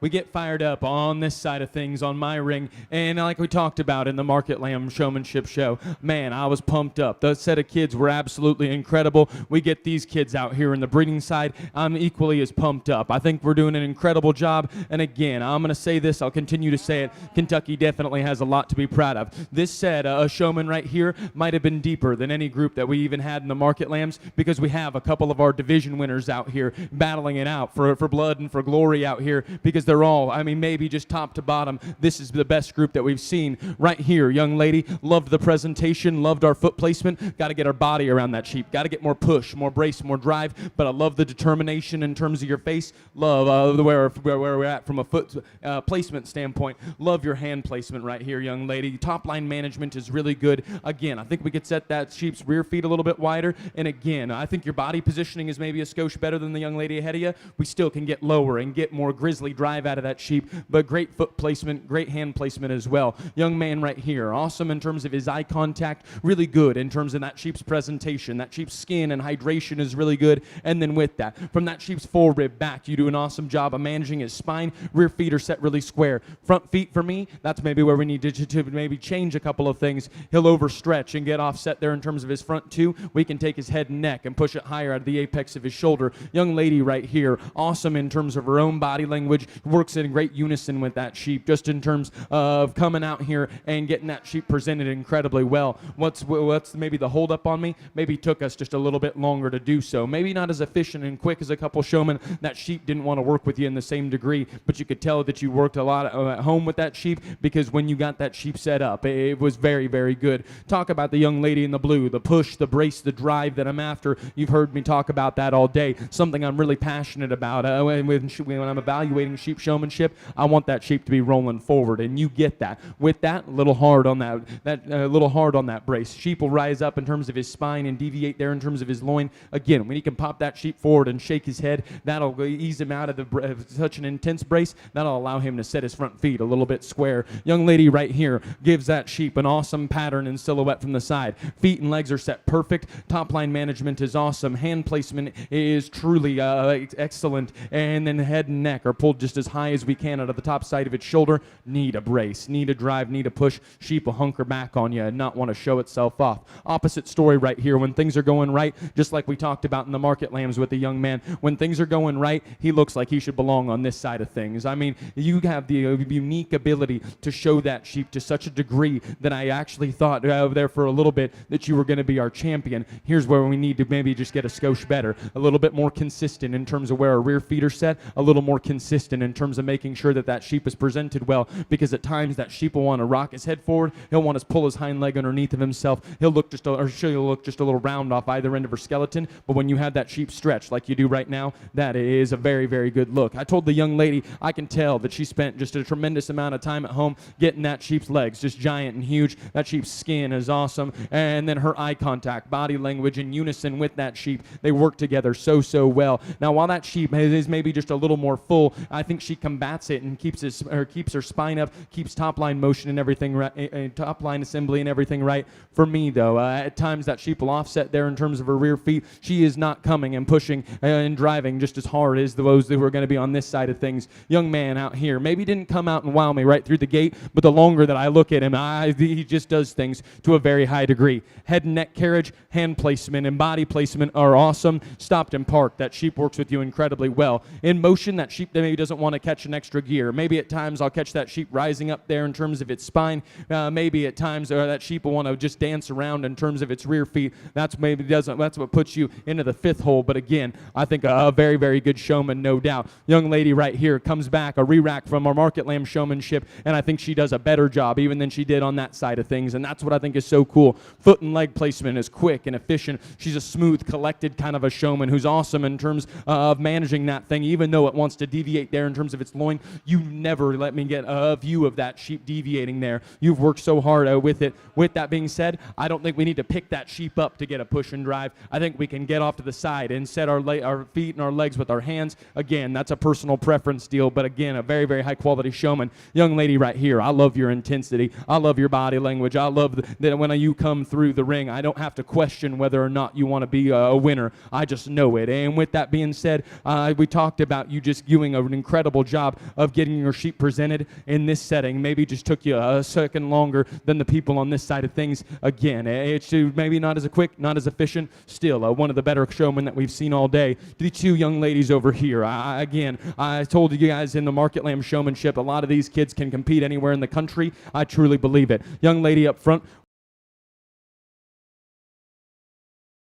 eye contact, body language is impeccable, and then you get that sheep collected and put together is very, very good. Now that sheep maybe wants to dance around on you a little bit. At times that sheep will want to overstretch, and that's being incredibly, incredibly critical. But I think a powerful kind of a showman. And then young lady right here, effortless, smooth, calm, collected, all things that all adjectives and descriptors that I would use to describe that sheep in motion works with you, and it's magical. It's poetry in motion. You get that sheep stuck, and it's very, very good. Young lady, you're my favorite. You're going to be champion. Young lady, you'll be reserved. Big round of applause for this great group of showmen. Placing on division number 1 out of ring 1, first place goes to Carly Grant. Congratulations to her. Second place, Carson Dalton. Third, Levi Argebright. 4, Aniston Spears. And 5, Adeline McCarty. Others in that class, Sawyer Hagerman, Faith Wright, Elena Jones, and Nolan Hobbs.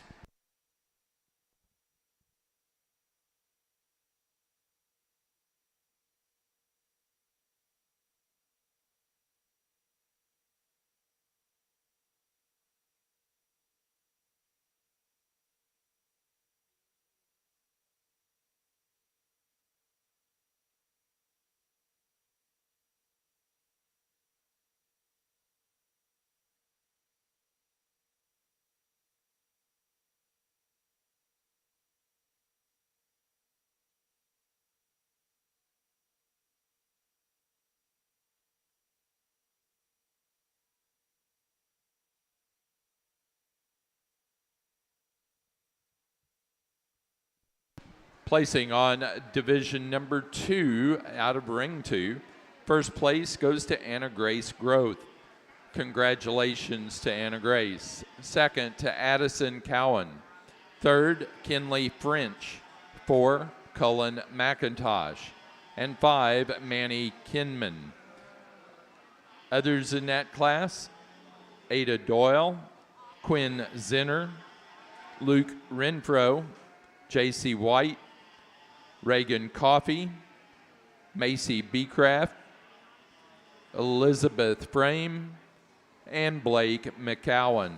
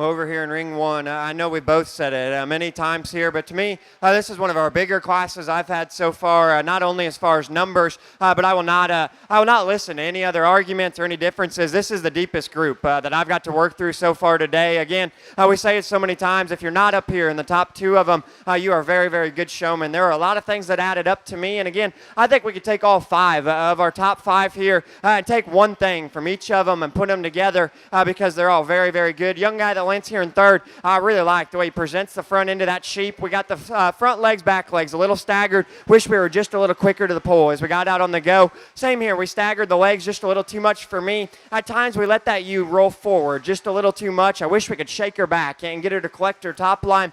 Feet and legs here. Love what you do there on the front end. Again, I talked to the showman down the line. We got a few of them that are a little tougher to show. I think the young man's ewe lamb here is a really, really hard one to show, yet he stays upright. He gets a good brace, and feet and legs are where they need to be. We got her a little overstretched there. This ewe runs downhill on us just a little bit. I talked to the rest of them here down the line. These two are very, very good, and like we said, I wish I could take a thing or two about both of you guys and put you together. I'm not trying to harp on you. You're both exceptional. You're very, very good.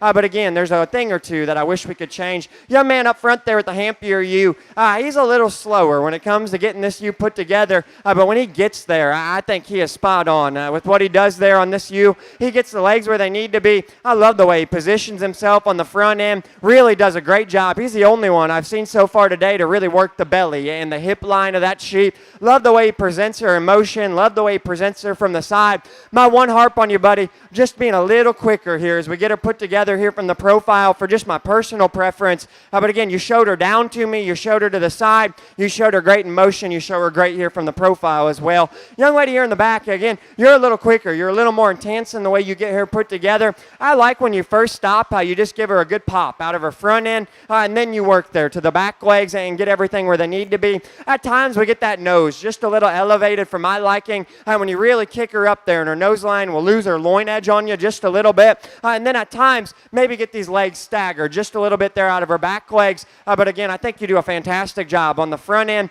A very intense showman that's maybe just a little bit quicker than the young man when we get her put together. For my liking, again, rock that neck back, pop that nose down, and get her just a little bit square there. So again, I think all these showmen are very, very good. You've heard it many times. One man's opinion, one man's thing. For me, one of them's a little square in feet and leg placement and does just a few things that I think are harder to replicate. Young man up front, there's my winner. Young lady behind second. Congratulations.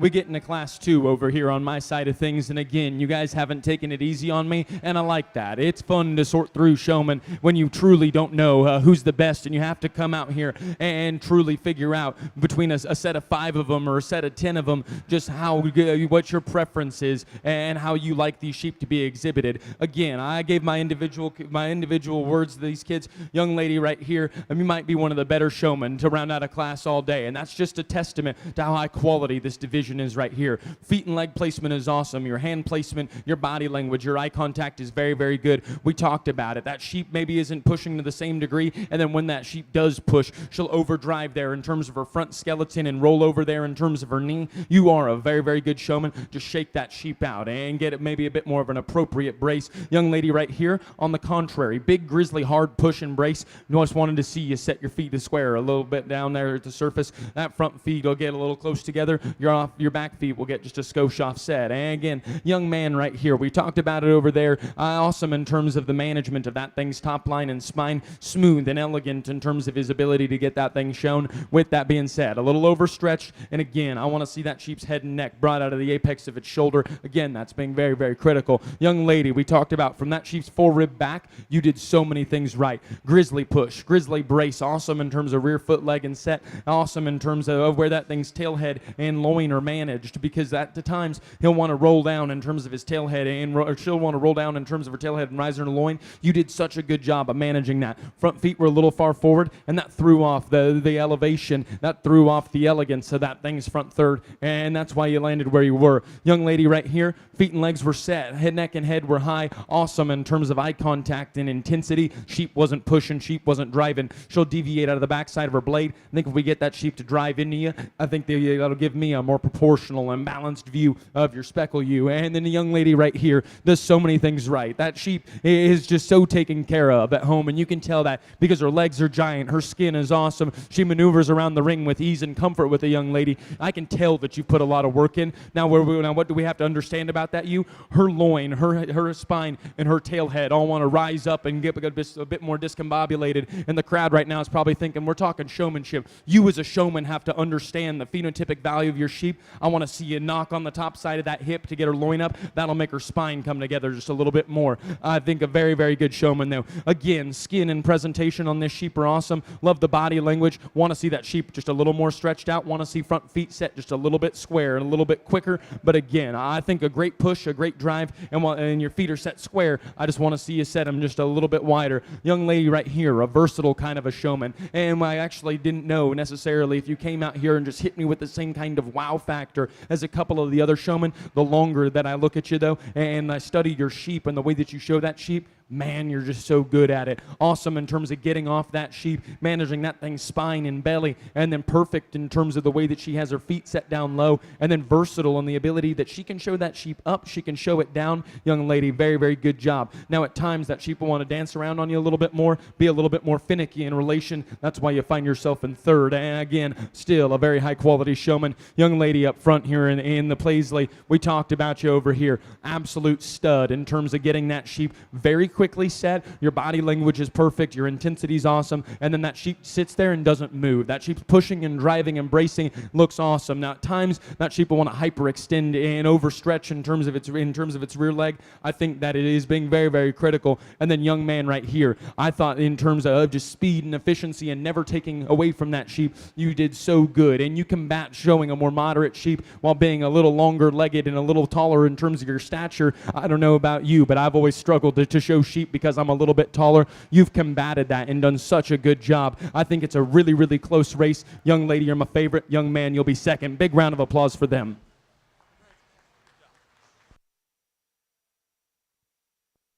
Placing on the class of contestants in Division 3, first place, and congratulations, Wyatt Perkins. Second place, Annabeth McCarty. Third, Ryder Coffey. 4, Carly Roy, and 5, J.C. Voigt. 6 and others in that class included Meredith Hampton, Wilson Barnes, Peyton Zinner, Claybert Wolf, Ansla Lawson, Juliana Parrish, Emma Doyle, Jaden Giebelt, and Anna Moore. Over here in ring one.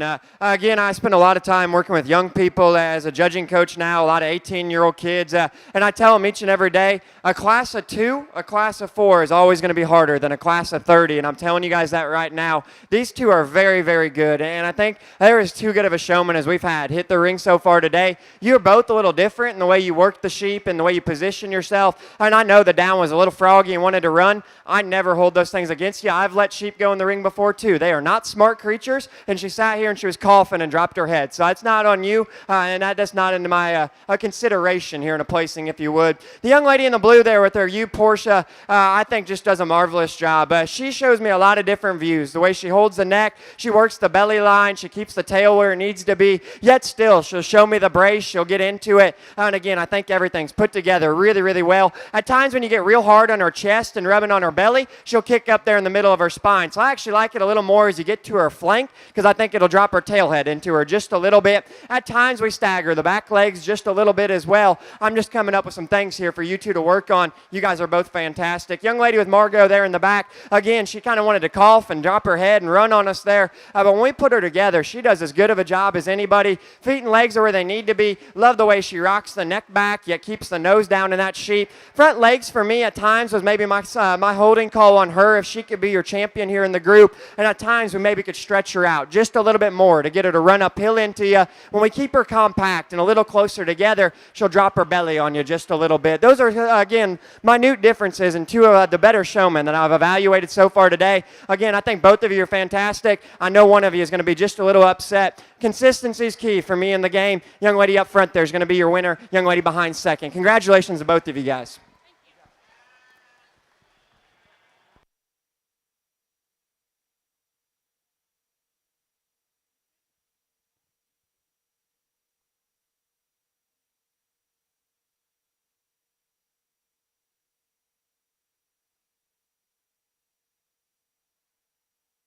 Placing on division number 4, first to Cassidy Perkins, and congratulations. Second, Blake Daly. Third, Kaylee Carson. Fourth place, Addison Simpson. 5, Anna McCord. Others in that class, Morgan Hendrick, Trent Zinner, Ella Myers, Rachel Doyle, Emily Jodry,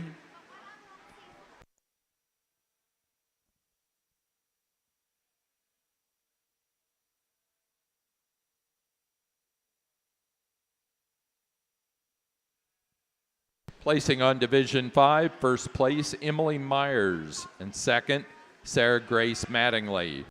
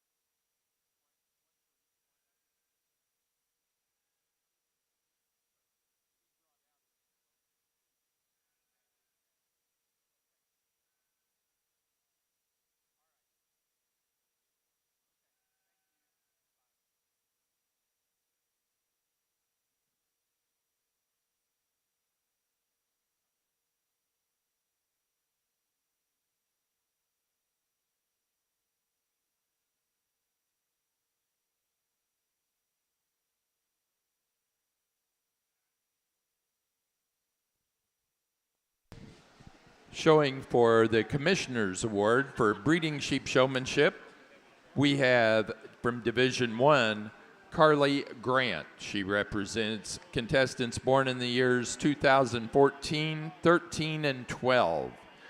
In Division number 2, Anna Grace Groth. She represents contestants born in 2010 and 2011. Division 3 winner was Wyatt Perkins, and he represents contestants born in 2008 and 2009.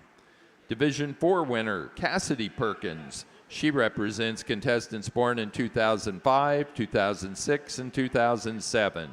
And Division 5, our winner was Emily Myers, and she represents contestants born in 2004 and older.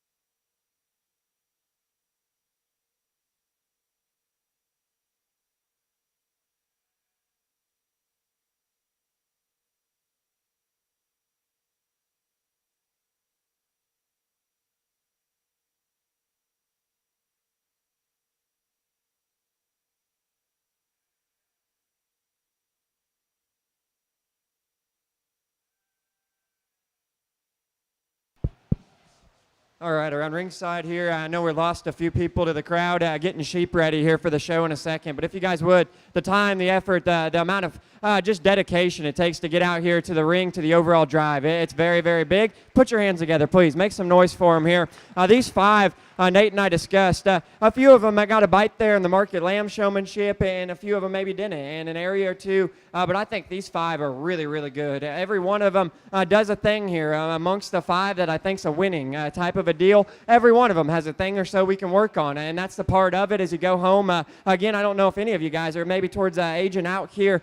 We got some young people up front that certainly have a lot of show life left into them. So hopefully you take something here as we've talked and maybe give you a thing or two to work on as you go forward. But you've made it out to the final drive of Showmanship at your state fair, and I never did that, and I don't know if Nate ever did. I don't think so. So again, we're sitting here, we're being hard on you, but man, we're proud of you, and it has been really fun to work through these divisions. We're excited for the show here in just a little bit, but again, judging showmanship's one of those things. It's a craft, it's an art, and when you do it well, it's so fun just to sit back as a show judge and evaluate them here. We're in agreement on who your champion should be. Again, I like the breeding side more than anything, and people look at me as the weather guy nowadays. I'd rather be on this side of the ring because I like when we can show them down. I like when we can show them off, yet still rock into the brace and give us some different views here. All of you guys have taken that to the next level. Again, I commend you guys on where you're at. We won't talk super long here. Again, we know who our champion's going to be, but this has been a lot of fun. If you don't win, if you're not the champion here in this division here, it is not because you're a bad showman. There's simply one that hits us really, really hard, and there's a lot of capable kids out here. So if you guys would, again, we'll get to your show, but showmanship's been an absolute blast. State of Kentucky needs to be commended here, each and every one of you. If you would, give me another nice hand here. We'll get you a champion.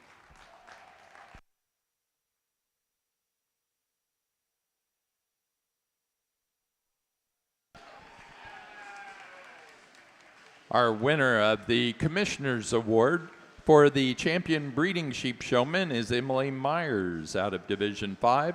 And presenting that award is the Commissioner of Agriculture, Jonathan Schell.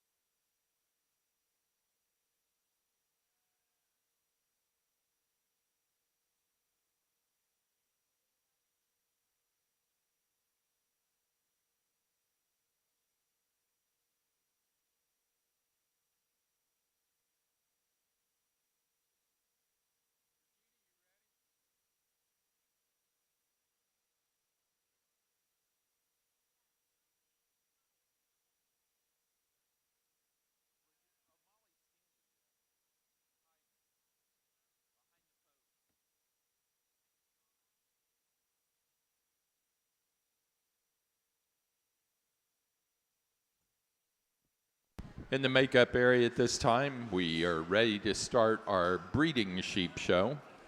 So we need on ring 1, the ring to my left, the south ring, we need Hampshire Slick Shorn January Ram Lambs. Hampshire Slick Shorn January Ram Lambs. And in ring 2, the north ring, we need all other breeds meat, AOB meat, early junior Ram Lambs in those makeup areas, please.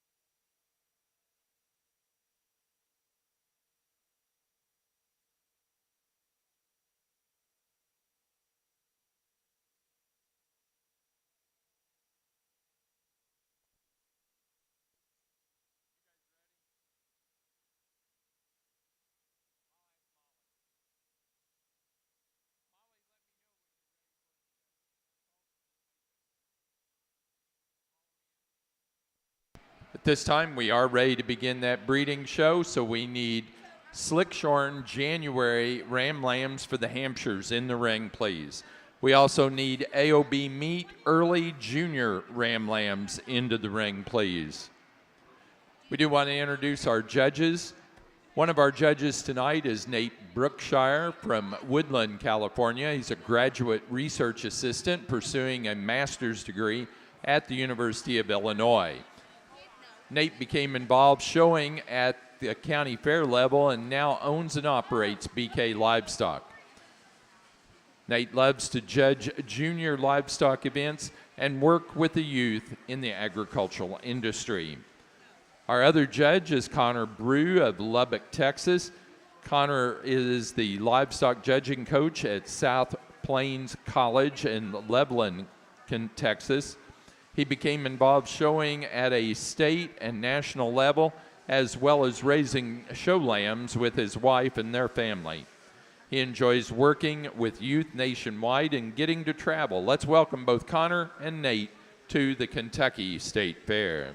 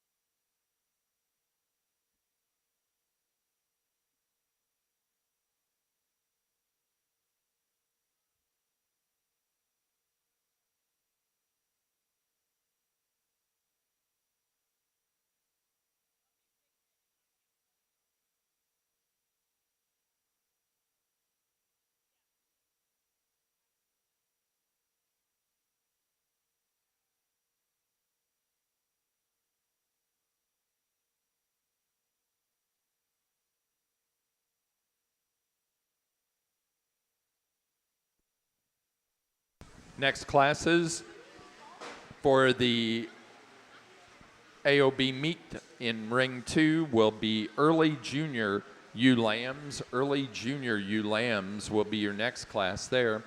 And for our slick-shorn Hampshires, your next class will be yearling ewes.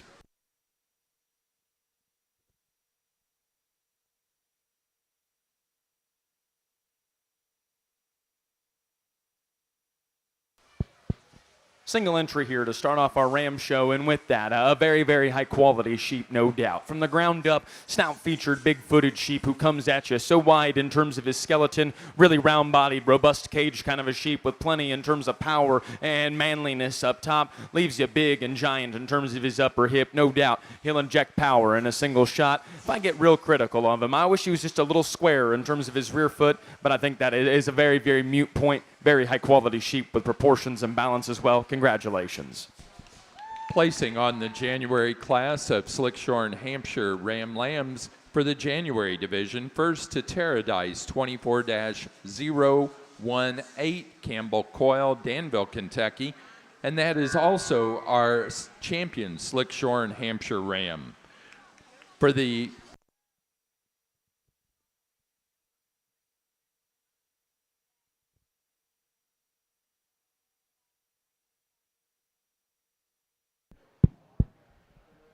Well, we start over here again, and hopefully you could tell, Nate and I very much enjoyed working through your showmen. I thought they were very impressive on both sides of the ball there. But I think any judge would tell you, especially us two, we're a little more comfortable as we get here and talking the stock and talking the livestock and getting them lined out for you. I love the front two-thirds of this buck. He represents masculine livestock up through his front end, yet he matches it right in behind his blade. For his breed type and just the white influence sheep, hide quality right at the base of his neck. The touchdown, his top line is certainly good. I like the set to his hind leg. I work above there. I wish he was a little more powerful, right out of his hip and a little deeper in the tie to his stifle and his twist. I think that would balance that buck out just a little nicer there from the profile. But again, he's wide up front. He matches it right in behind his blade. Can make him just a bit more progressive when you get right in behind him. No doubt, that's a good-footed buck with a good shape to him. Again, great showman there on the front end. Congratulations to him. Good way to start.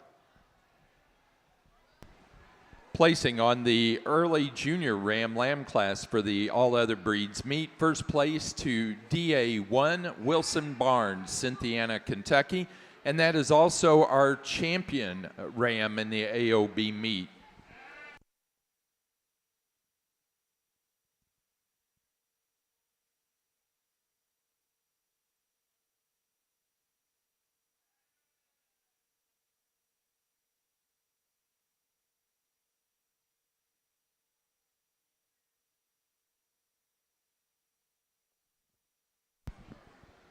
Placing on we want to remind folks that if you're showing in the black-face crossbreds or white-face crossbreds, we will weigh back the top 5 in each one of those classes before placings are official.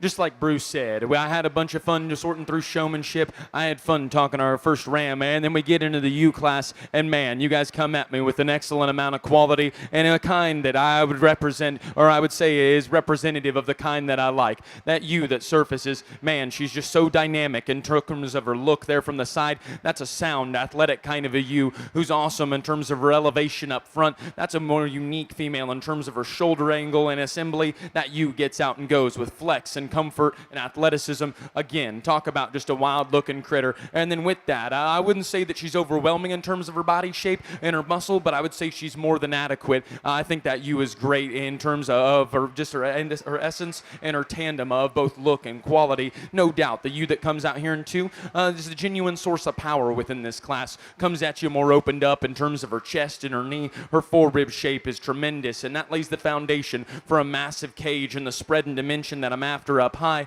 She's massive in terms of her upper hip, leaving you, but as we make them just a little stouter, she's a little deeper and more generic in terms of the base of her shoulder and her blade. She's deeper there to her chest, and she'll deviate there in terms of her loin and her tail head. I'm a big fan of both of them, but the one up front is very, very good in my mind. Congratulations to both exhibitors. Big round of applause for them.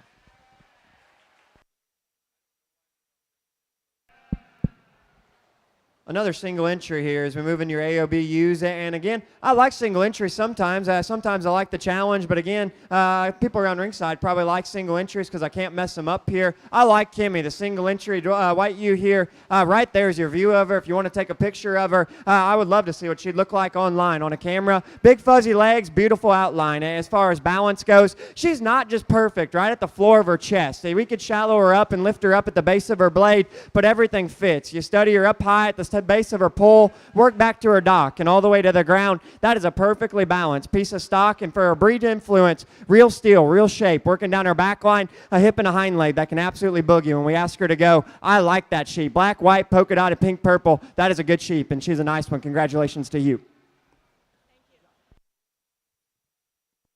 Placing on the early born junior ewe lamb class for the AOB meet, first place to DA 9010728. Abigail Mattingly, Murray, Kentucky. Now ready for late born junior ewe lambs. We need Sarah Grace Mattingly and Ella Myers in the ring.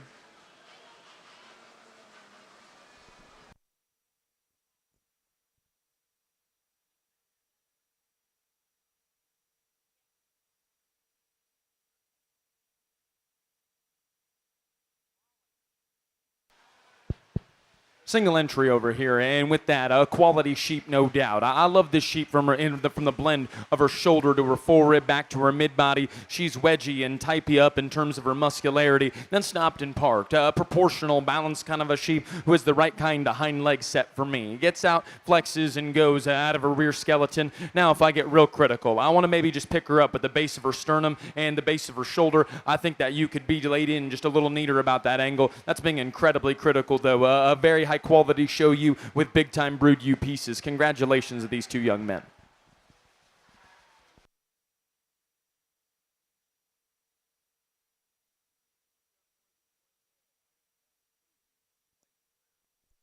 Placing on the Slickshorn Hampshire Senior Ewe Lamb class, first to Terradice 24002, Campbell Coyle, Danville, Kentucky.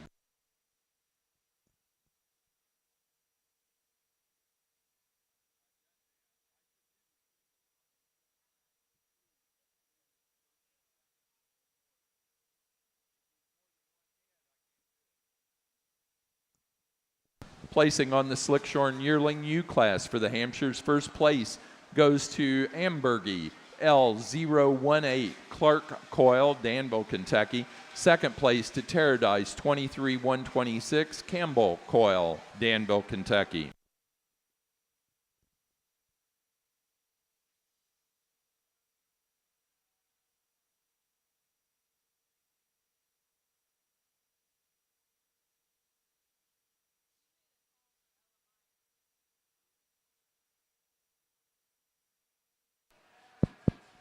get into our division drive. And though the number of sheep out here wasn't outrageous, I thought the quality of a couple of these things was very, very good. And the sheep that we're going to land on, man, I think that thing has an essence, a silhouette, and then the running gear and athleticism to be a very, very high-quality sheep, to be labeled as a very high-quality sheep, and then to go out and have not only the show you essence, but then go out and be a productive female as we ask these things to come back in and make the next generation better. And then with that, gets maybe a bit closer in my mind between a really round-bodied, opened-up kind of a sheep who has spread and dimension, who maybe just doesn't come together and piece together, and then one of them who's super wedgy in terms of her shape up high, one of them who I liked in terms of her hind leg and her proportions stopped. With that being said, young man out of Class 1 will be your champion. Congratulations to them.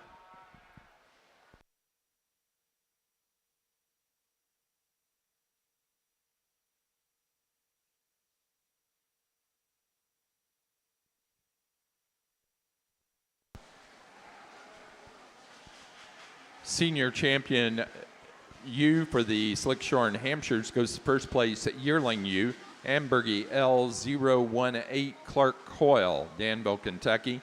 The reserve senior champion to our class winner from the senior ewe lamb class, Terradice 24002, Campbell Coyle, Danville, Kentucky.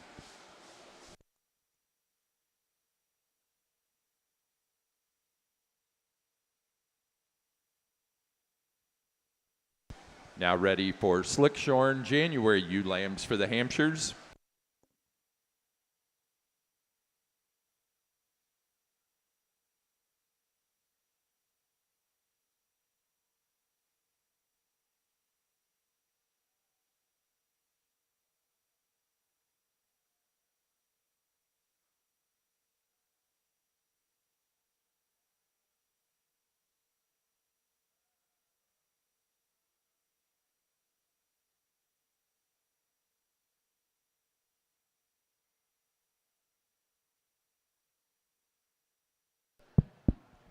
Well, first time the eye's been tested today. We finally got more than a single entry. A good pair of them here, and they're different in the way they're built. And to me, the ewe up front's maybe just a little boxy or a little more weather-esque, if you would. The ewe in the back's maybe just a little bit more up and out as far as their build and their balance from the profile. Again, I combine them. I sit back and add up positives, subtract negatives. To me, the ewe up front, the young lady there in the halter, needs to win this class for my particular self. Mainly, you get right in behind them. Her width progression there from the top side of her shoulder out to the base of her hip and her pins down to the stifle, to me, and then you get on top of her a little fresher in her height, a little fresher in her composition. It correlates again when you get right in behind them. Between the pair, she's not as up and out. She's not as neat at the floor of her chest and her sternum. She too could be longer in the way her hips constructed to balance her out perfectly, but I still thought she got out, she went and covered her track, yet very square. She's more youthful and just a bit neater there from the profile. I love just the front 2/3 of this ewe here, and she can win if you do like her front 2/3. She's neater at the floor of her chest. She's more up and out through the front third of her skeleton.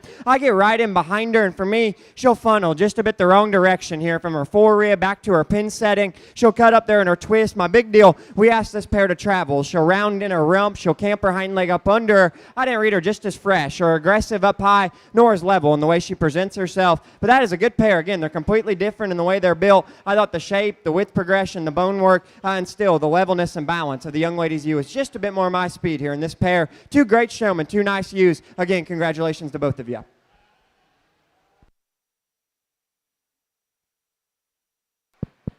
Start off our other division with a very high-quality single entry. One of them who from her forerib back just emulates the kind of back shape and width that I'm after. That thing grabs so aggressive in terms of her touch and her tone, and then stopped and parked. I like that use proportionality and her balance. Again, a ewe that I think gets out and utilizes her hind leg the right kind of way. Young men continue to bring us a plethora of high-quality sheep. I'm excited to see her back out here for a division drive. Placing on the late-born class of junior ewe lambs for the all other breeds meet, first place goes to Lola, Sarah Grace Mattingly, Murray, Kentucky. Second place to Fancy Ella Myers, Union, Kentucky. Now ready to show for champion and reserve champion AOB meet ewe. Placing on the January ewe lamb class for the Slickshorn Hampshires, first place in the show, as well as first in Kentucky Proud, goes to Terradice 24-2 024, Campbell Coyle, Danville, Kentucky. Now ready for February born ewe lambs.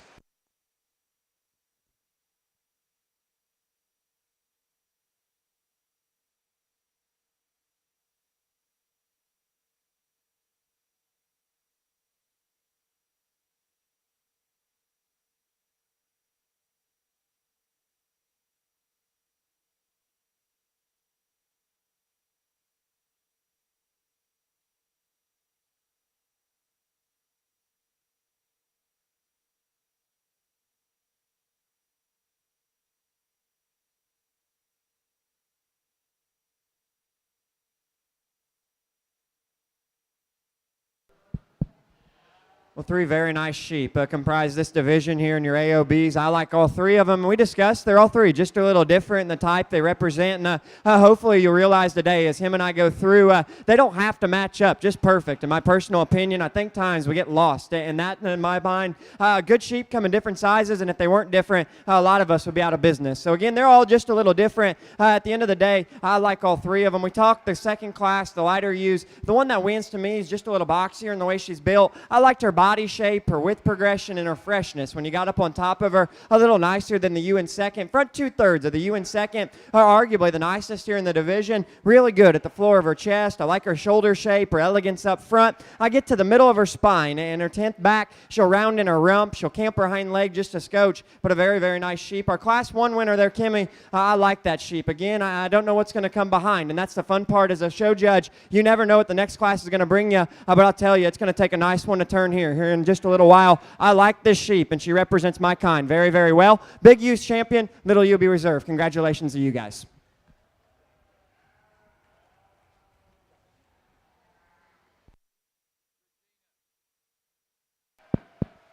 Back over here in the Hampshire division, in a very high quality pair of sheep that differ in terms of their type and their kind, and yet for me, the sheep who comes out here and blends proportionality with the skeleton, roundness of body and cage is the young lady in the blue or purple shirt. That ewe comes really opened up in terms of her chest and her knee. That's a big-footed, stout-featured ewe who from the ground up is really radical through the center portion of her body. That allows for the right kind of spread and dimension up high, and then she wedges from her back. There's an explosive shape all the way back up to a really big and broad upper hip. I'll be the first to tell you, I'm not maybe the biggest proponent of flank wool. I actually think it takes away maybe the essence there to the base of her chest, and with that, she does have a little bit of bark on her, but it doesn't really bother me. I think that ewe is incredibly high quality, very nice way to start our class. That's not to say that I'm not a fan of the ewe who comes out here in second. A little more genuine and honest, and from a compositional standpoint, really aggressive in terms of the shape that she works out of the back side of her shoulder. Then she ties her neck high out of the top side of her blade. For me, though, it's a little bit more vertical about the angle of her shoulder and her knee. She's not as expansive in terms of her fore-rib, mid-body, or rear rib and flank. And then with that, she leaves me. I want to just make her a little bigger in terms of her upper hip, but I love her hind leg. I think that's a ewe who still comes together with a neat look there from the side. Congratulations to both exhibitors. For our All Other Breeds Meat show, our champion ewe went to the first place early junior ewe lamb, DA 9010728, Abigail Mattingly, Murray, Kentucky. The reserve champion, first in the late junior ewe lamb class, Lola Sarah Grace Mattingly, Murray, Kentucky. Placing on the class of February Slickshorn Hampshire ewe lambs, first to Rochelle Abigail Mattingly, Murray, Kentucky. Second, first in Kentucky Proud, Terradice 24-071, Campbell Coyle, Danville, Kentucky. Very nice single entry Oxford female the young lady brings us, and she is a fidgety thing and doesn't want to stand still, but man, I really like this ewe's balance and just eye appeal from the profile right there when she collects herself, height the shoulder, lateness and maturity curve, yet she's flat backed and very level in the way she's presented. I like all those things about her, and still for her extra frame, for her extra size, she still has real steel and real dimension. When you work to her pin setting, back into her stifle, to me she represents her kind very, very well. You want a nickel and dime or just a scotch, she's got a little extra set to her hind leg there. That's maybe just a little unattractive as we travel the sheep, and she'll get a little wound up in that regard. Could level her out just a little bit on the go, but again, that's being very picky. I like her from the side. She's elegant, she's attractive, a good sheep, and a nice single entry. My compliments to you.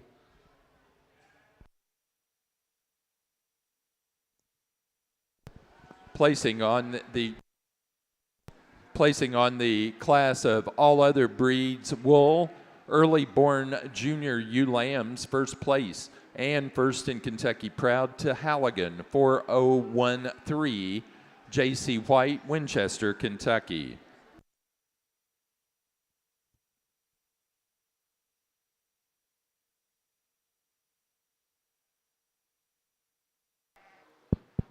Good set of sheep, and a pair of sheep that actually rival each other in a couple of areas, but from this thing's full rib back, I think that ewe is very, very good. She's so round, so opened up, so expansive in terms of her cage, so grizzly and aggressive in terms of her muscularity, and then with that, a bigger-footed, stouter-featured sheep who I truly believe comes better from her chest back to her rear rib and her flank. I like that ewe a bunch. Now, if I'm going to get critical on her, she'll open up to the base of her shoulder. She's a little more vertical up front, especially there in terms of her knee. That's where I love the ewe in second. Now, that ewe is so flat in terms of her shoulder. Her height of shoulder and her elevation is really good. She's more relaxed and cordial in terms of where her knee sits, and then her chest to her flank and her look there from the side is very, very good. Now, as I get my hands on her, she's greener in terms of her composition. She doesn't come with the extra fuzz or foot size or feature, and she's not nearly as expansive in terms of her forerib or upper pin set. But man, talk about a really high quality, neat looking sheep. Great pair of them. Congratulations to both exhibitors. Big round of applause for him if you would.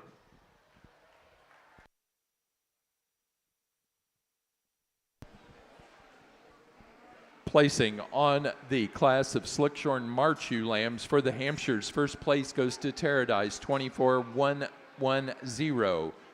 Clark Coyle, Danville, Kentucky, first in Kentucky Proud as well.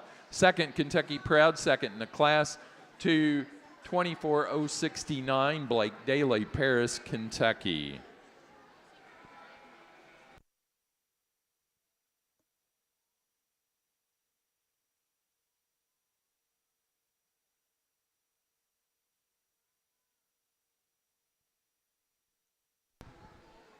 From that AOB wool class, our first place early junior ewe lamb, Halligan, 4013, J.C. White, Winchester, Kentucky, is also our champion ewe.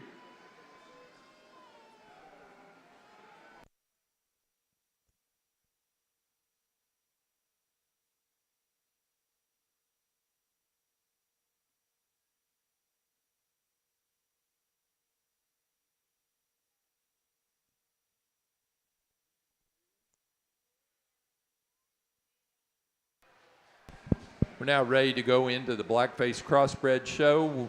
Class 1 of those, we need Juliana Parrish, Ada Doyle, and Rachel Doyle to be at the makeup area, please.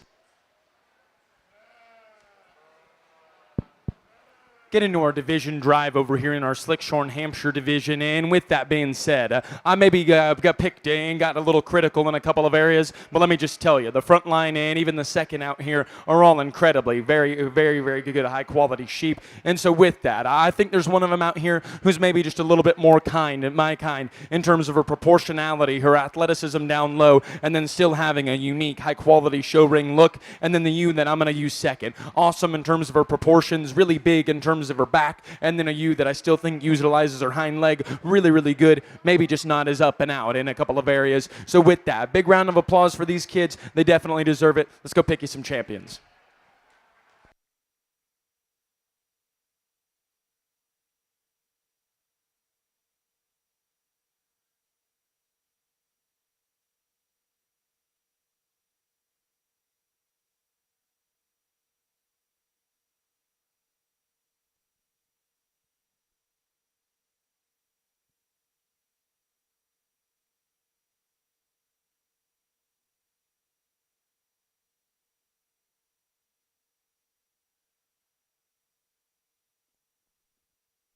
For our Slick Shared Hampshire show, our first place February ewe lamb, Rochelle Abigail Mattingly, Murray, Kentucky, is our junior champion. Reserve junior champion goes to first place January ewe lamb, Paradise 24-024, Campbell Coyle, Danville, Kentucky.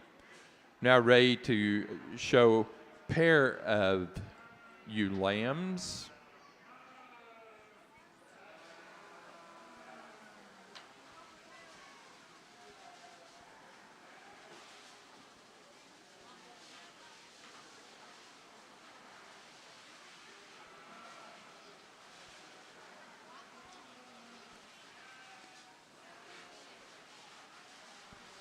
Molly.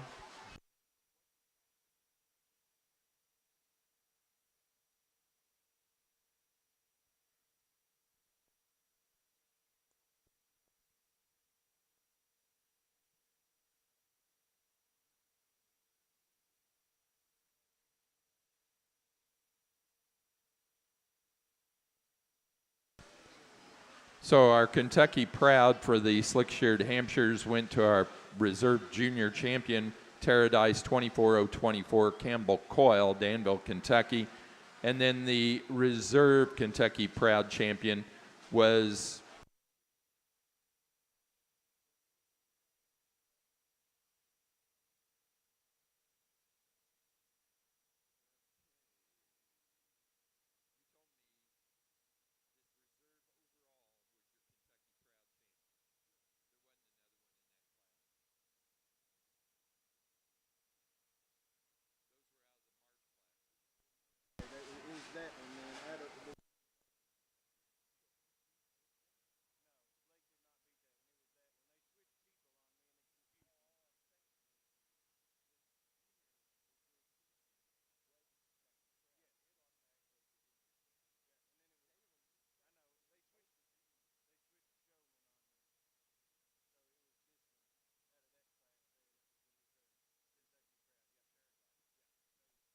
the reserve Kentucky Proud went to our first place in the March class, Terradice 24110 Clark Coyle, Danville.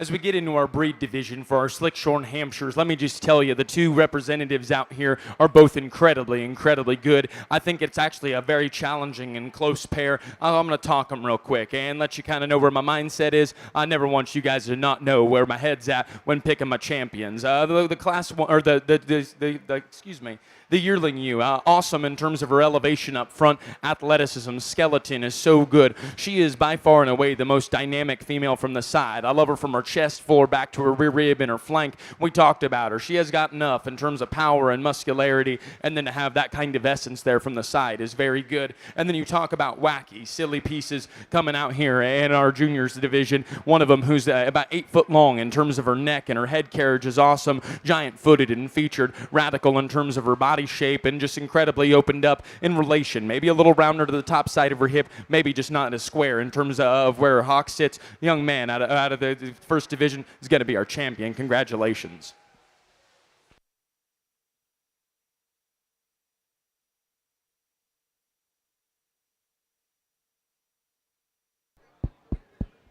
All right, over here on the blackface side, we finally get to stretch our legs here, grease the gears, and get into the good stuff. This is a good class all the way down the line. I like the pair of them here on the front line of them, and ideally for me, we mesh them together, we put them in a blender, and I think we have a rock-solid class winner. Both of these ewes need altered in just an area or two. I sit back, I ask myself, and I told you, I got 22 college-age kids I've been working with, and they're watching online. Which one would I punch them if they didn't use here in the group? And it is the Hampy ewe. They're up front. That ewe is really, really good, and a lot of areas, and maybe there's an area or two we can alter. Her body shape and just her rib cage qualities, how I'm going to try to build them here on this ring, beautiful. And the way she transitions out of her scapula, wide, true, and square in terms of her width progression when you're working behind, yet still everything balances when you sit here from the profile. Now if you want to get onto her and again project these sheep down the road, is she ever going to be just a big one? And that's the question mark you got to ask yourself. Her shoulder shape's just a little cute, her cannon bone's a little short. She could be lengthened in her rump, she could be lengthened all the way through, and I think that's where the ewe in second brings the advantages,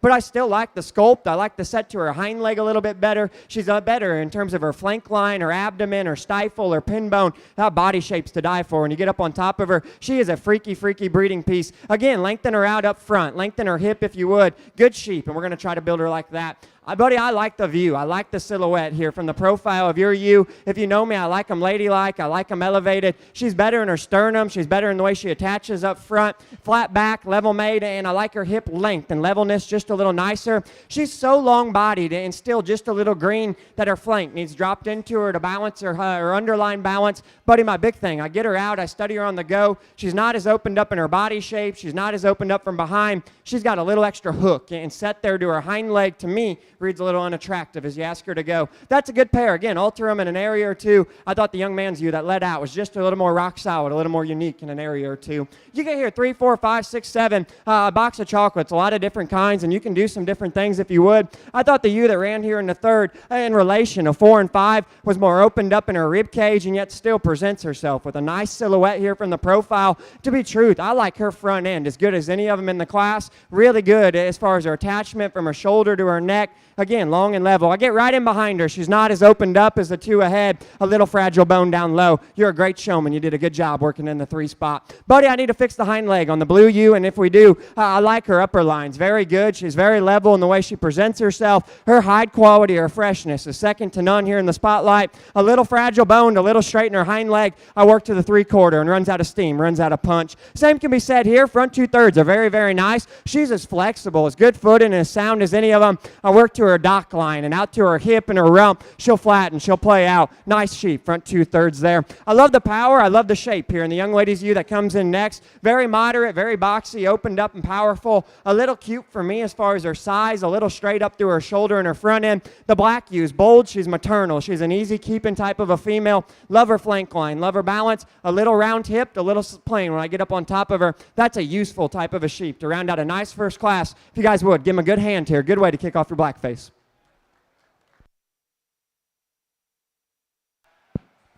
Pick our reserve Slickshorn Hampshire, and again, we drop out the reserve from the first division. One of them who's awesome in terms of her proportions, really wedgy up top, loved her hind leg. But to me, I thought the junior division brought us a sheep who was just as wild in terms of her breeding pieces as any of them. She'll follow up with her for reserve. Congratulations.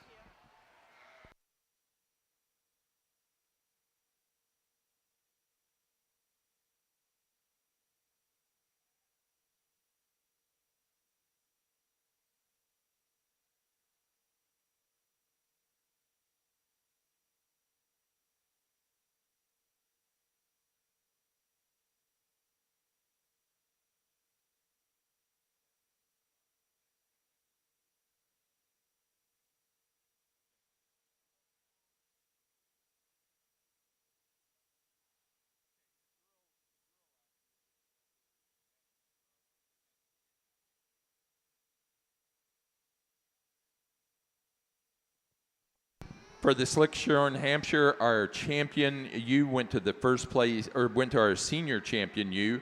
The senior champion ewe was first place yearling ewe, first Kentucky Proud in that. So it's Kentucky Proud champion, Ambergy L018, Clark Coyle, Danville, Kentucky. The reserve champion overall was our junior champion. The junior champion came out of the class of February ewe lambs, Rochelle Abigail Mattingly, Murray, Kentucky. Our reserve Kentucky Proud champion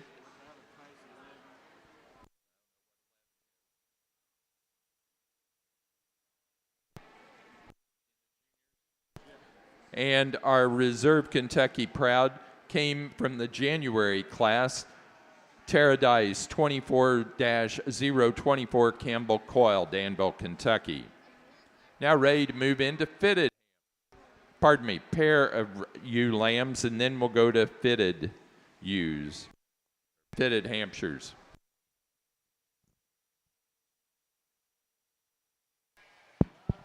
Two pairs out here, and with that being said, one of them represents a really hard, aggressive shaped sheep that are wild in terms of their look, right kind of foot size and feature, pair of sheep that come with the right kind of essence there from the side. Then we have sheep that come with so much utility, grizzly in terms of their body shape, really round and radical, and in terms of their cage with plenty in terms of spread, volume, and power up high, but maybe just not as unique in terms of their look. That's my favorite pair. That's my second. Congratulations to both of them.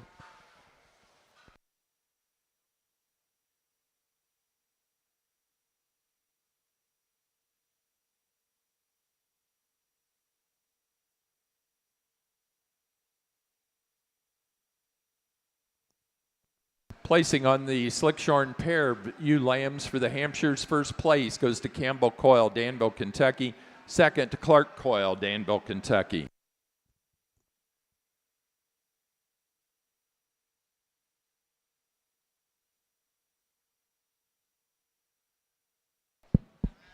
Another good class and a good pair here on the top end. And finally, we get to set back. Again, it's class 2, but this is how I like them built. Up through the front 2/3 of their body, we're going to try to mold the females like this. She is beautiful. Up through her neck set, her scapula shape, where she beats the ewe in second, right there at the floor of her chest, the floor of her sternum. That is an up and out, very late maturing, very elegant type of a female. Yet still, again, I like them pretty, but they got to have punch. Her shape, her skin, her hydration, spot on. She shined up. She's swaggy. She came to the state fair here to fit into this second class. She's a little short. She's a little steep. In her rump, for my liking, we ask her to go. She's a little stilty. In her hind leg set, front 2/3 are beautiful. Front 2/3 can't be touched. I like that sheep a lot. Congratulations to him. I like parts and pieces and components of the ewe here in second. Again, at the end of the day, she's probably a little safer as far as moderation. Another one that's big and punchy out of her pin set. Love the body turn up high. If you want to tell me she's more progressive when you get in behind her through her stifle, her flank line, her pin bone,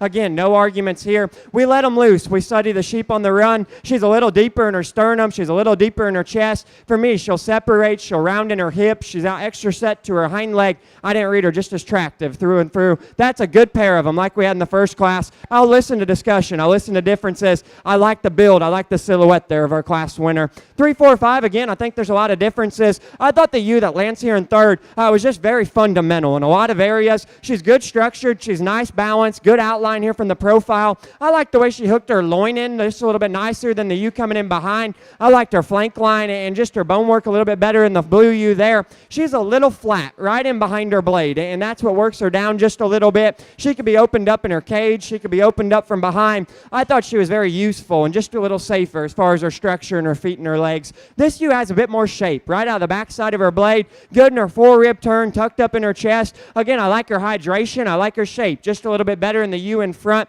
She'll weaken in her loin. She'll round in her rump. She's a little fragile bone for how much shape she has out of the backside of her shoulder. It'll throw off her balance for my liking there. The blue ewe's got a lot of interesting parts from a breeding perspective. Wild looking up front. I mean, that has a waspy neck set, the right shoulder shape, a long level top line, and very, very attractive in that regard. She's a little too tall for me to match her frame size and with enough flank line. She's a drier flank sheep. Again, she has some extra set there to her rear bone structure. I didn't read her just as round, and her cage is opened up from behind. I do think there's parts, there's components for the front 2/3 there. Move down the line here, we got another one that's very, very nice as far as her cage quality. She's more maternal in her flank than either of the two sheep ahead. I read her just a little plain when I got up on top of her, a little staler in her texture, a little rougher here from the profile. She could be cleaned up in her shoulder. She could hook up better there at the front side of her hip. This ewe does that. She is better there at the front side of her hip. She's a little neater up there through her shoulder. I get right here and get right in behind the sheep. I wish she was just a bit more progressive there to her pin setting and her stifle. If I had that ewe, and again, I'm throwing her in a breeding pen, I'd take her to a buck with just some more punch and a bit more power. Her look is certainly good. I didn't think she had enough steam to turn a few of those. Again, good class, good pair there on the top end. Again, congratulations to those young people. Single entry over here in our Southdown Ram show, and with that, one of them who's incredibly high quality. Proportions and balance along with athleticism. Structural quality are really good, and then with that thing is grizzly and manly to the base of his cage. He's radical in terms of his center body, and then you get your hands on him. He's aggressive in terms of his muscularity and in terms of his pattern and his touch. One of them that I think you could kind of turn loose and just know he's going to generate a lot of quality, no doubt. Congratulations to these two young ladies in their Ram. Placing on the class of Southdown late-born Ram Lambs, first place goes to Heisenberg, Caroline Groth, Lexington, Kentucky. Placing on class number 1 of the Blackface Crossbreds, first place and first in Kentucky proud to Maddie, Ty Jones, Scottsville, Kentucky. Second place to Princess P, Carson Dalton, Scottsville, Kentucky. Third place and second Kentucky proud to Ada Doyle, Smiths Grove, Kentucky. 4 to Trent Zinner, Frankfort, Kentucky. 5 to Rachel Doyle, Smiths Grove, Kentucky. Placing on Class 2 of our blackface crossbreds, first place to Kayston Caldwell, Butler, Kentucky with Pepper, weighing 114. Second to Miranda Madison Warren, Fisherville, Kentucky, that animal weighing 113. Third, first in Kentucky Proud, to J.C. White, Winchester, Kentucky. 4, second Kentucky Proud, Macy Beecraft, Morning View, Kentucky. And 5, to Addison Moore, Guston, Kentucky.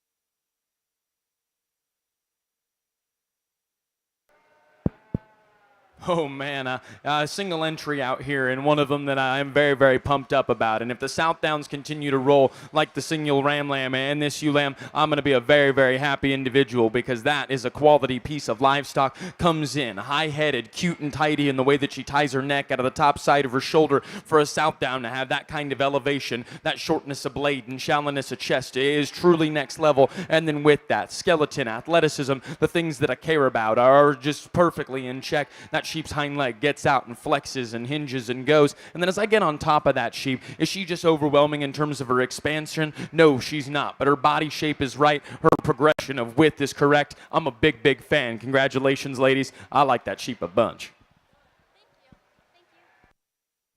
Placing on the South Down class of early born junior ewe lambs, first to CJ Caroline Growth, Lexington, Kentucky, and that was also first in Kentucky Proud.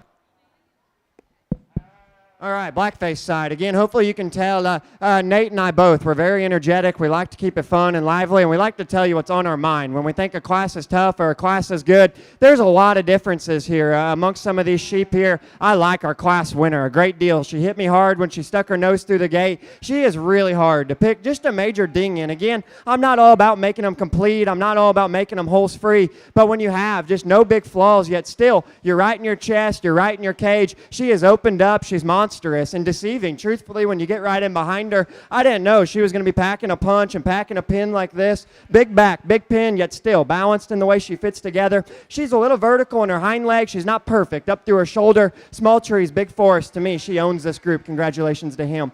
2, 3, 4, as I said, are just a little different. Ideally, again, I think the front 2/3 of this little young lady's ewe lamb are knockout deadly good. She's a little short hip for how long-bodied she is, and to me, just a little deeper there at the floor of her chest. Talk about her good, though. Man, happy feature, beautiful silhouette, flat back, level in the way she's presented. Hip and hind leg can absolutely scoot and boot when she gets out and goes. Just a little deep-chested for me, a little short hip to balance up in proportion. Good sheep, though. I like her kind just a little bit better. And the sheep here in 3, her maturity curve, her lateness of grow, her design from the side is what sorts her and elevates her over 3. Young young ladies, ewe lamb here, we just did a switcheroo. That lands here in 3rd.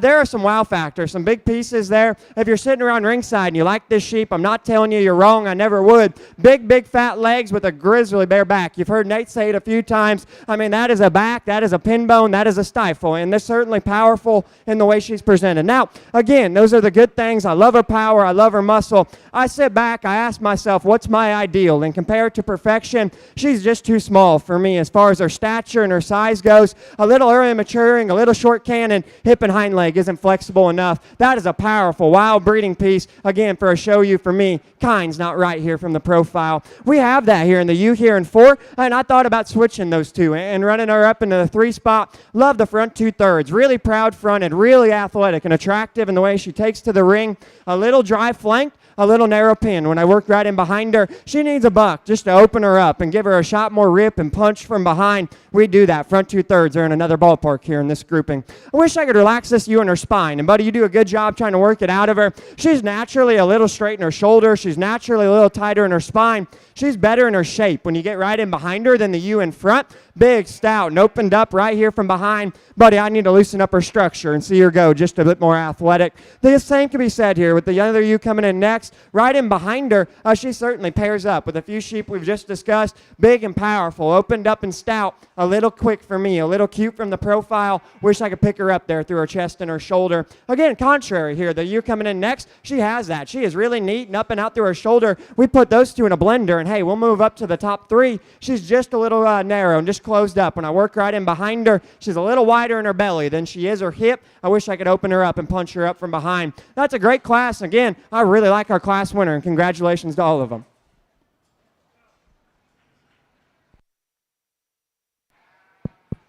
Your guys' Southdown show just continues to impress me, and this class winner came in and won just off first impression, then continues to surface and distance herself from her contemporaries in terms of her body shape, her width of skeleton, her roundness of cage, and then she leaves you monstrous, big in terms of her upper hip, giant in terms of foot size and feature down low, and then I get off to the side. I think, man, that thing is going to have a pinch more chest. She's going to have just a pinch more depth in terms of her breastplate. She doesn't. I love her proportions, love her balance from the side. I'm excited to see that thing come back out here for the drive. Big fan, no doubt. It gets challenging in my mind between 2 and 3, and you just have to lay your priorities on what you want your show sheep to look like, and then how big do you want them to be. The young lady sheep in second, I'm actually a big fan of.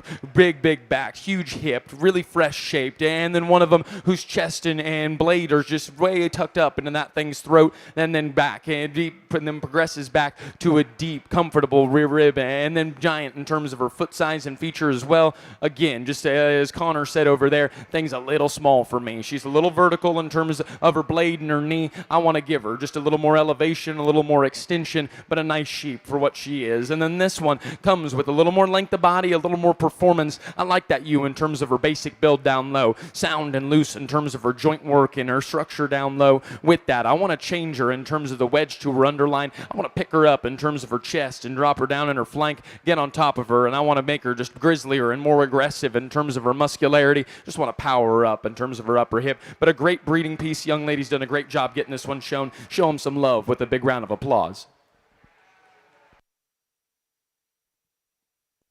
Placing on the third class of black-faced crossbred ewe lambs, first place and first in Kentucky, proud to summer, Manny Kinman, Burlington, Kentucky, lamb weighing 116. Second place to Millie Carly Grant, Bowling Green, Kentucky, that lamb weighing 117, and second in Kentucky, proud.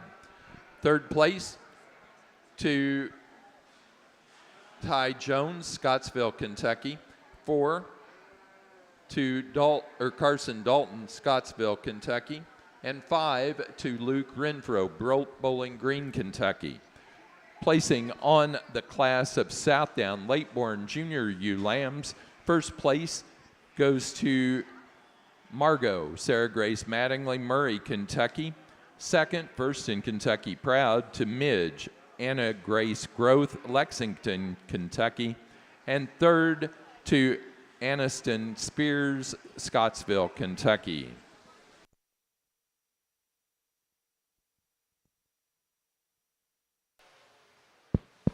Get into our first division of the Southdowns, and man, 2 very high quality individuals that are representative of very high quality classes. Talked about our first class winner kind of punching me in the mouth in terms of just how good she is from her athleticism, her look from the side. She looks like a black-faced sheep. It represents a breed that's known for making quality. And then the sheep that comes out of class 2 comes at you 35 foot wide, leaves you in the same regard. That one is so opened up in terms of her cage, so round in terms of her body shape, and then leaves you like she's going to be a tremendous breeding piece. Awesome show ring value, awesome production, and life ahead of her, no doubt. To me, my favorite came out of Class 1. Reserve will be out of Class 2. Congratulations.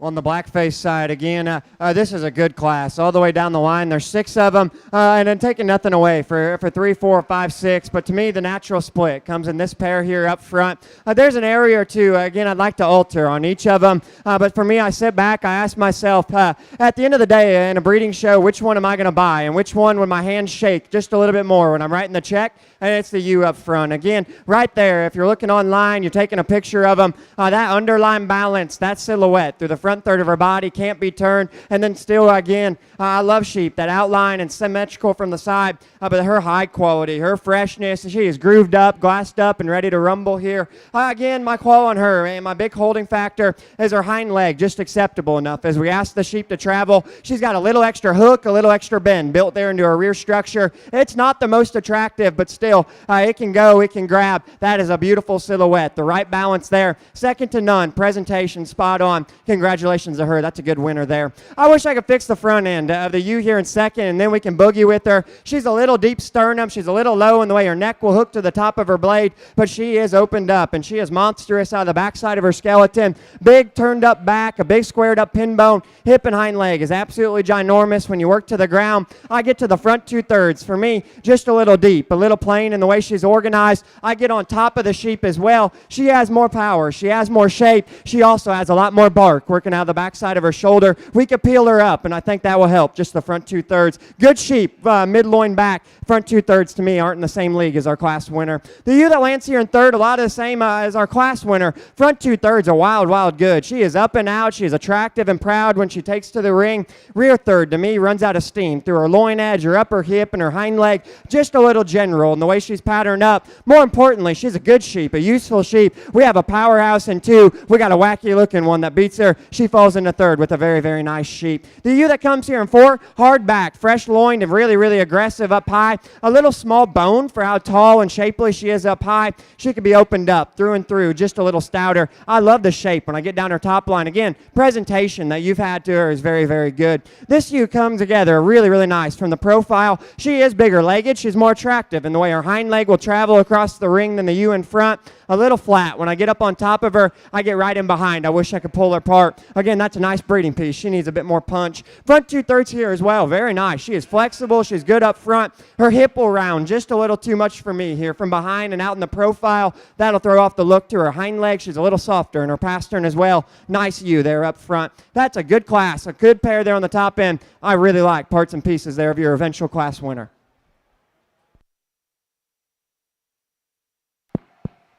Single entry here in our Suffolk Buck division, and with that being said, Suffolks have a special place in my heart. I grew up with a great-grandfather who told me about times when he'd take Suffolk sheep down to Angelo and polish up their heads with a little bit of shoe polish, and so I grew up always with a great admiration for the breed. With that, a very high-quality individual that surfaces, tall-shouldered, attractive, really good in terms of his skin. Get your hands on him, man, shapely, ripped up kind of a buck, and then with that, I like his lines, I like his look, I like his elevation there from the side. Very nice sheep, no doubt. Congratulations to you guys.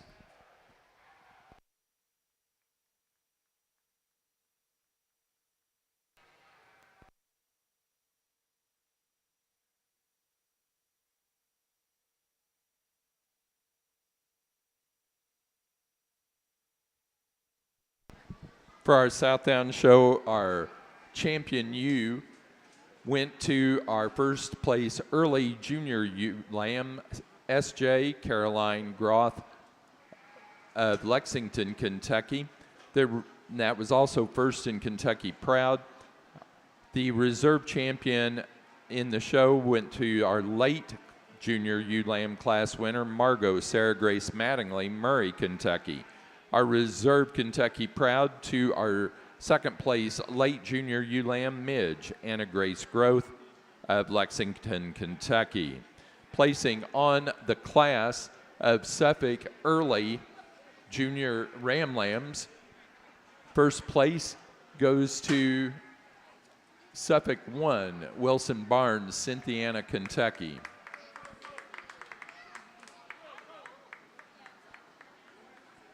And that was also our champion ram for the Suffolk show. Placing on the class 4 of our blackface crossbred ewe lambs, first place goes to Jackie Abigail Mattingly, Murray, Kentucky, lamb weighing 120. Second to Wanda Ryder Coffey, Harned, Kentucky, a lamb weighing 119, and that was first in Kentucky Proud. Second in Kentucky Proud, third in the show to Kinley French, Sharpsburg, Kentucky, a lamb weighing 119. 4 to Anna Moore, Frankfort, Kentucky, and 5 to Emily Jodry, Falmouth, Kentucky.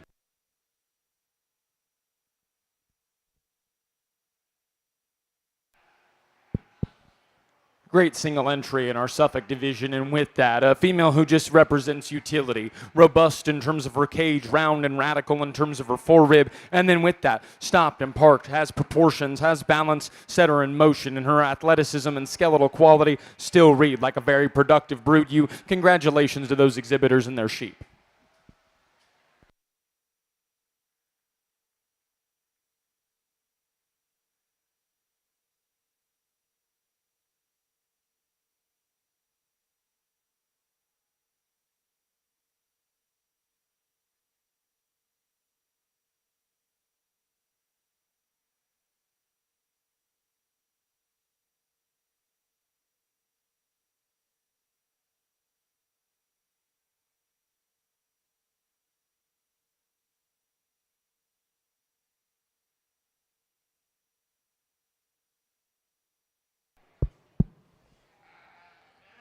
Over here on the blackface side, again, I don't have a poker face, and you never know what's coming in behind, but sometimes show judges are a little afraid to tell you what's on your mind. I really, really like this sheep. Again, you don't know what's coming in behind, but it's going to take one salty to turn her. That is an outline, a silhouette that can absolutely knock you out. She is beautiful as she prances across the ring, shaped up, grooved up, absolute perfection from the profile. Congratulations to her. The ewe coming here in second, again, I love that sheep, but she is still an absolute player here as far as breeding value. Her cage, her turn up high, I think to die for, and she certainly is a nice breeding piece. Big square loin, that is a monstrous loin, a wide set pin bone and stifle. The white hampy legs I certainly love. In relation to our class winner, not in the same league. Through her sternum and her front end, not in the same boat as they prance the ring. Great pair, again, nice class winner there up front. The hip shape, the stifle shape of the ewe here in third can knock you out when you get right in behind her. A big caboose, a big stifle with a 3-letter word that's opened up. She is powerful, she is stout. She's just a little weak in her loin, she's a little forward in her knee. I don't read her just as feminine or as attractive as either of the two sheep up front.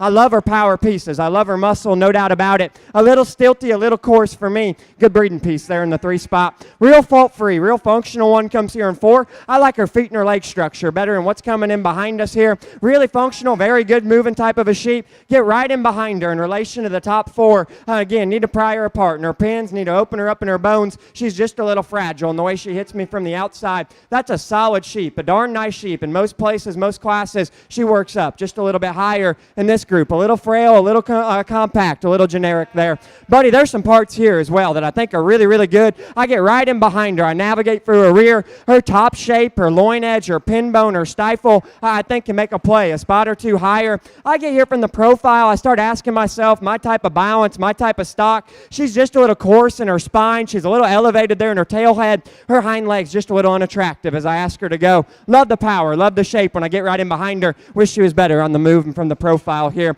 Buddy, you got another one as well. I love when I get up on top of her, her hide quality and what you've done, freshness, and getting her prepared here for the show is second to none. Get right in behind her, and she runs out of power. She runs out of steam. Wish I could open her up. That's a nice sheep there through the front 2/3. This one's a little stale, a little plain when I get up on top of her, but I like her balance. She's very broody in the way she presents herself. Wish I could freshen her up. When I get up on top of her, she's a little plainer fronted as well. This one's really neat. Up through the front 2/3 of her body, very unique. Up and out through her shoulder, very fancy through her front end. Get right to her loin edge, and she'll weaken in the way it ties to her hip, a little straight in her hind leg as well. Excellent class all the way through 2, 3, 4, 5, 6, 7. They were always chasing the matriarch up front. Congratulations to her.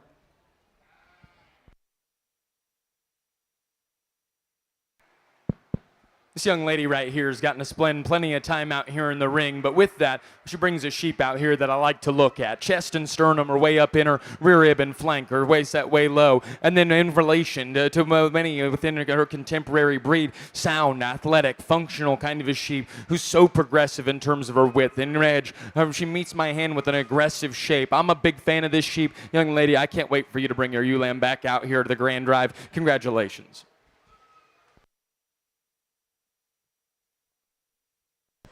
Placing on the Suffolk class of yearling ewes for the Slick Share division, first to Suffolk 2, Wilson Barnes, Cynthiana, Kentucky. Placing on the senior ewe lamb class, first place to SSS 2158, Addison Cowan, Mayslick, Kentucky. Now showing slick-sheared ewe lamb. This is January early slick-sheared ewe lamb.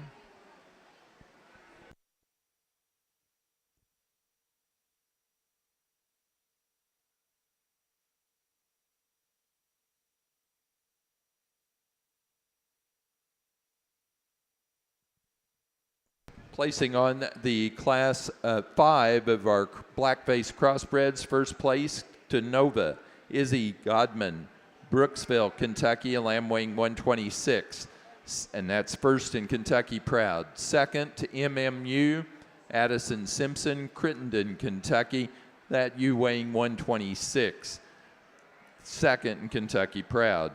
Third place, Lucas Campbell, Wallingford, Kentucky. 4, Levi Argebright, Brandenburg, Kentucky, and 5 to Luke Renfro, Bowling Green, Kentucky.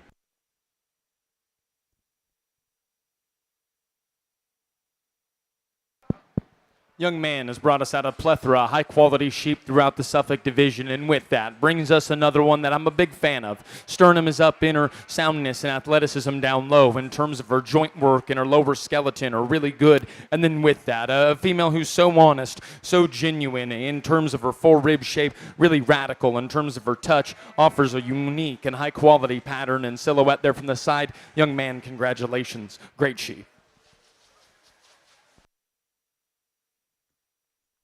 Placing on the class of slick-sheared spring ewe lambs for the Suffolks, first place goes to 2403 Blake Daly, Paris, Kentucky.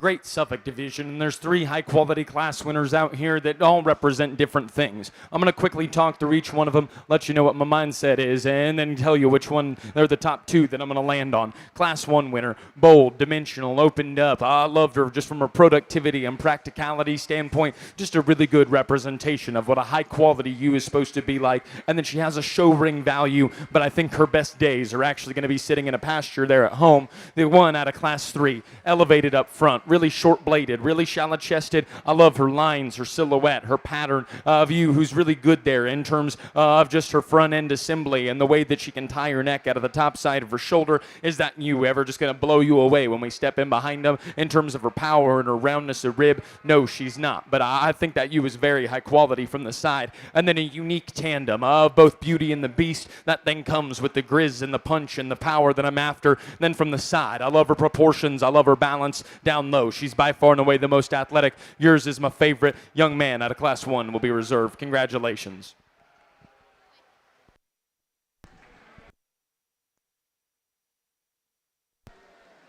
Kentucky pork producers want to announce a watermelon crawl coming up August the 20th at the Swine Ring.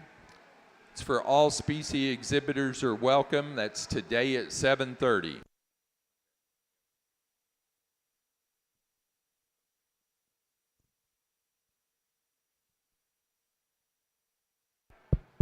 The last two classes have turned up the heat very, very fast. Not taking anything away to our first two. They're going to match up really good here in a minute when we get to our champion drive. But there are some really nice sheep that have hit the ring in the last two groupings of them. This is as challenging of a pair, as good of a pair as I've witnessed here in a good while to get lined out for myself. I love them both, and I think they're both nice. A different day, a different judge, a different breeding piece, and whatever your operation needs, both of them can fit you. I like judging breeding shows, I told you from the start, because again, I'm not going to throw muscle out through the wayside. We're not throwing it out the window, but I can use the skeleton that I'd like to breed on just a little nicer. I get back from 100 yards and step back to the wall and study stock from the side. No questions asked. The blue ewes my kind here in the particular grouping of them. Her lines, her natural silhouette from the base of her hip to the top side of her scapula, jet level in the way she presents herself, yet her hind leg still has bone, it still has feature, she's still good in the way her underline transitions. She is not, it's just wild and rank and opened up when you get in behind her as a ewe that comes here in second. She needs to be brought her pin. She needs to be opened up. When I get right in behind her to call her an easy class winner, we let the horses run and see them natural and just out on the go. The ice she uses, her shoulder, her front structure, her spine set, her tail head, her hind leg, to me, is just more athletic in the way she's built there. Now again, you start comparing stock. You get to this view right here. Nate and I talked about her in Showmanship. When you brought her in, young lady, you can get absolutely lost in the sauce. From this view right here, that is a turned up back. That is a crazy body shape. Her pin bone is bigger, no questions asked, than our class winner there. Wide set, big back, opened up. She's a little chubby right out of the backside of her shoulder for my liking. I get off to the side. I study this pair in the motion. She's a little longer shouldered. She's a little tighter spine, and I'm getting real big on the sheep right now in our industry. This tail head to me is a big concern. As I work into her hip, she'll kick up her tail head. She'll plant her hind leg just a little straighter. That is a wild, wild pair, and they're both good. I won't argue with you. I'm skinny, I'm scrawny. I won't thumb wrestle you if you like them different. I thought the build, the athleticism there, the blue ewe just fits me a little nicer. Again, we talk high on those two right there. 3, 4, and 5 are our best. 3, 4, and 5 sheep we've had hit the ring so far. Buddy, your ewe does the same thing. I just talked about the ewe in second. At times, we'll catch her. She'll kick up here in her hip. She'll plant a little straighter. And her hind leg, again, those are the negatives, and I don't like starting with the negatives first because she has cool positives. There's no doubt about it. Big, big legs, her chest width, and just her forearm shape, the way she wraps right here directly behind her blades, as good as any of them in the drive. Big and expansive through her middle back. Again, I get to her hip. She's just a little straight. She's a little stilty there. Nice sheep. Again, her cage, her underline balance is really, really good. Wish I could lift her up in her chest. Wish I could fix her in her tail head and hind leg. Good sheep to land there in the 3 spot. A lot of the same can be said here about the ewe in 4. And I even think she's a little neater through her chest and her shoulder than the ewe directly out in front. She'll play out to me just a little too much when I get right in behind her. I study it from her shoulder to her pin bone here, just a little bit plainer in the way she's made. I get up on top of the sheep and just a little staler as well. I really like parts and pieces there, front 2/3. This ewe's a little deep for me through her shoulder and her chest floor.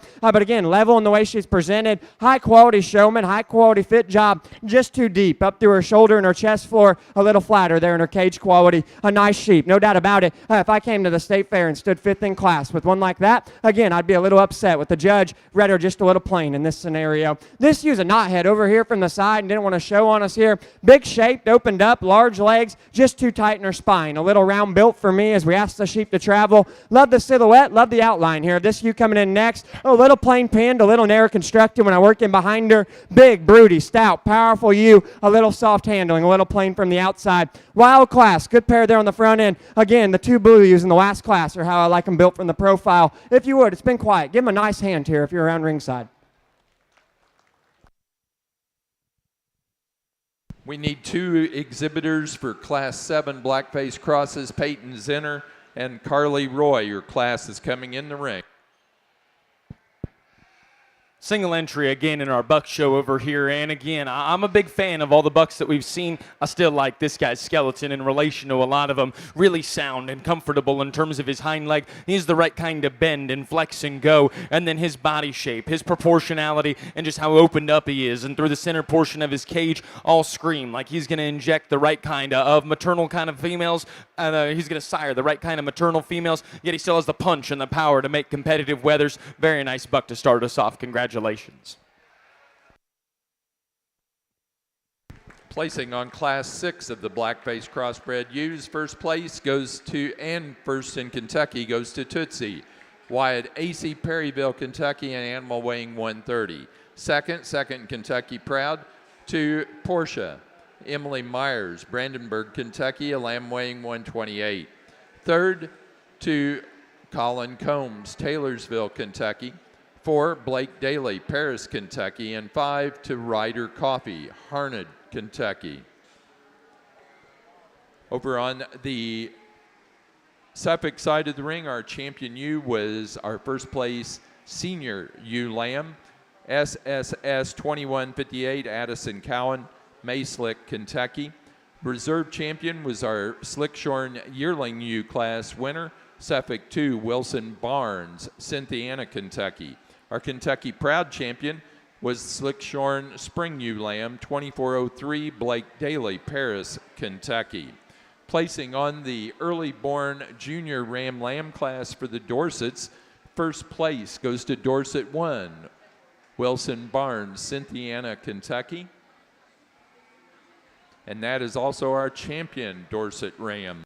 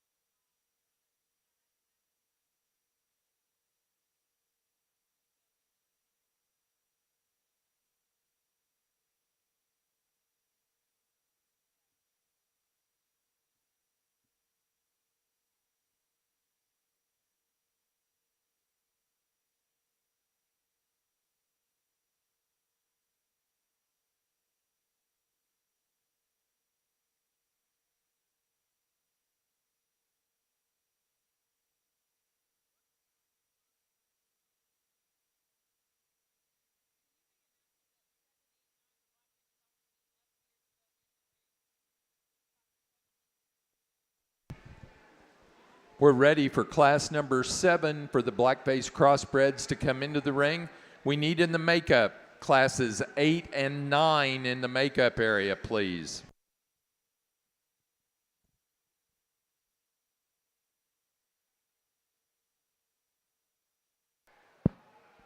A challenging pair of sheep, if you will, and that's because they're completely different in terms of their type and their kind, and they also differ compositionally. And with that, the ewe, who I think is just a little further reaching in terms of her breeding value and breeding pieces, is the ewe that's going to surface. Love her in terms of her foot size and her feature from the ground up. That lays the foundation for her with the skeleton. She is so good in terms of her top line assembly. She ties her neck high out of the top side of her shoulder, and then she's tremendously radical in terms of her forerib and back into the middle portion of her body, really round-bodied and stopped and parked, I can label that U is proportional. Now set that U in motion, and that's maybe where I want to change her. She's a little more prominent there to her breastplate, a little deeper to her thoracic and her sternum, and with that, I get my hands on her. I want to clean her up just a little bit from a compositional standpoint. That's where I love the U that comes out here in second. Way tall-shouldered, really raw, and actually just right in terms of her composition. She's more wedgy and progressive out of the back side of her shoulder to the top side of her hip, and she's massive there in terms of her stifle and her upper pin bone. Now, with that being said, a little plainer in terms of her shoulder shape, a little frailer there in terms of her foot size and her feature. Set that U in motion, and she'll pull her hind leg underneath of herself because she's got just a little extra sharpness there to the top side of her hock. Again, I think that's a great pair of sheep. I'm excited to see both of them again.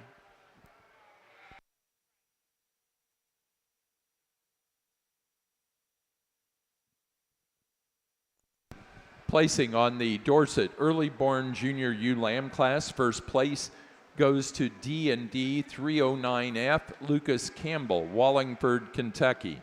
Second place to Dorset's and Daylilies 388F Carrie Wagner, Lexington, Kentucky.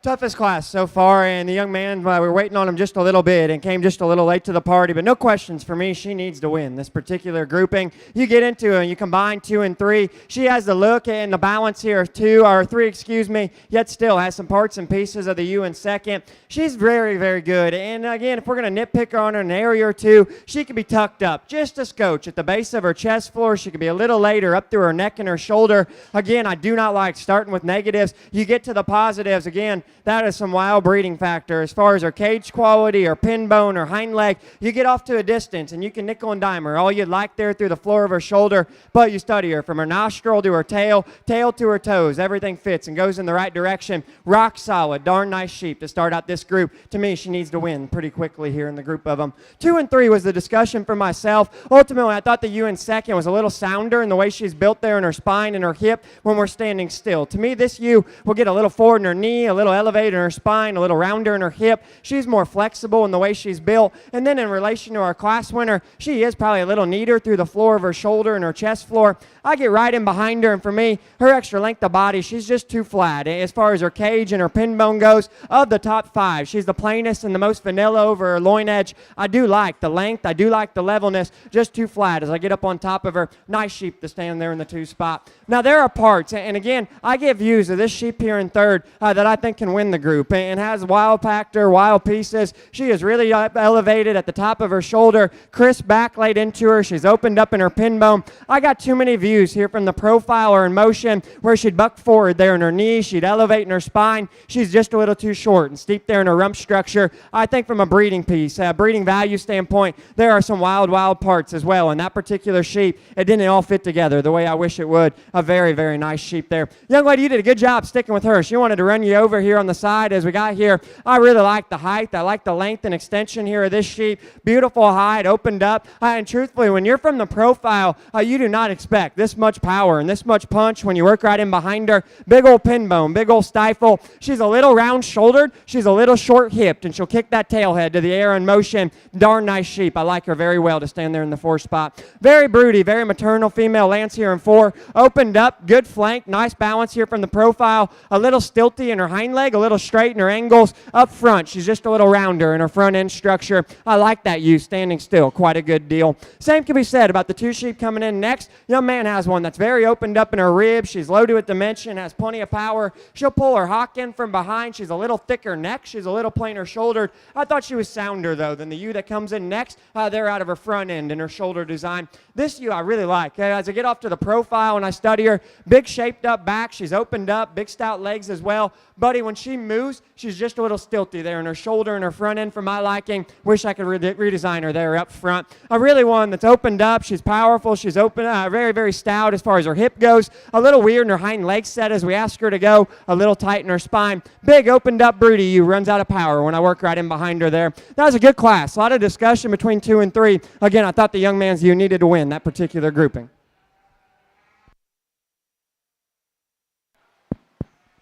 Great class of Dorsets over here, and our class winner is undeniable. A very quick and dominant class winner, one of them that you could, in my mind, paint black and send her over to Connor, and he'd still pick her up and find her. This thing is wild in terms of her look from the side. She's by far and away the soundest. She's the best in terms of the utilization of her hind leg. She is radical and round in terms of her rib shape, fresh and hard and up to code in terms of her touch and her tone. I'm a big fan of that one. I will look forward to seeing that one back in a divisional drive. This one becomes challenging as the pair between 2 and 3 because they're on polar opposite side of things. To me, I'm going to side with a rounder body, bigger footed, stouter featured sheep who's just a bit more genuine in terms of her cage, a bit more opened up in terms of her forerib, and in my mind, a little sounder in terms of her lower skeleton. Now, does that come at maybe the expense of being just a little rounder off either end of her skeleton, a little deeper there in terms of her chest? Yes, it does, but that's where I think we can get critical on that sheep. That sheep still brings a ton in terms of show ring look and breeding value. Stopped and parked, I'm infatuated with the sheep that comes out here in 3.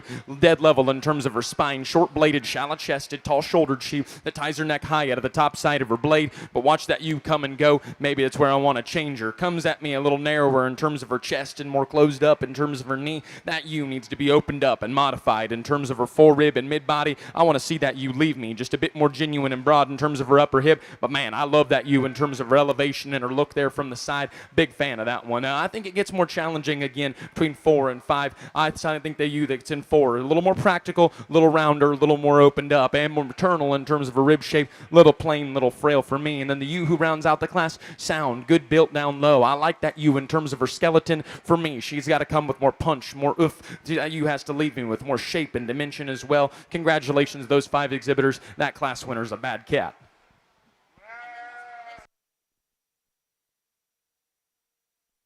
Next Dorset class is pair of ewe lambs. Placing on the late-born junior ewe lamb class, first place goes to Craigo Livestock, Manny Kinman, Burlington, Kentucky. Second place to, and first in Kentucky proud, to Vera Sarah Grace Mattingly, Murray, Kentucky. Third, Lucas Campbell, Wallingford, Kentucky.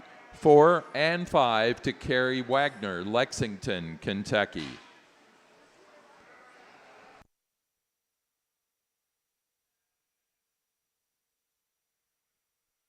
That second place animal in that class will also be your Kentucky proud, Dorset, Vera Sarah Grace Mattingly, Murray, Kentucky.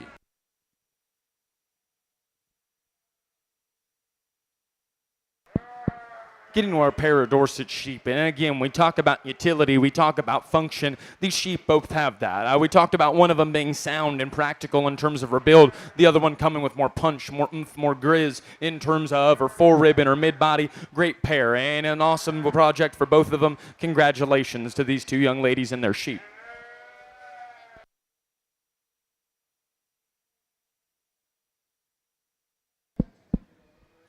Well, like this class as good as any of them that's hit the ring so far as this first, all the way down the line of all a very nice sheep. And I do think both these ewes up top here, loads of breeding value, loads of parts and pieces. The one that puts it together and the shining star of the group to me is the young man in the cool colored shirt there up front. Again, you step back, you draw him from a distance. I'm not going to tell you she's as licked the lights, as up in her chest and her shoulder as the blue ewe in too, but you study stock, and I've started to appreciate livestock like this more and more through the years. You just can't find a big hole. She's opened up in her shape.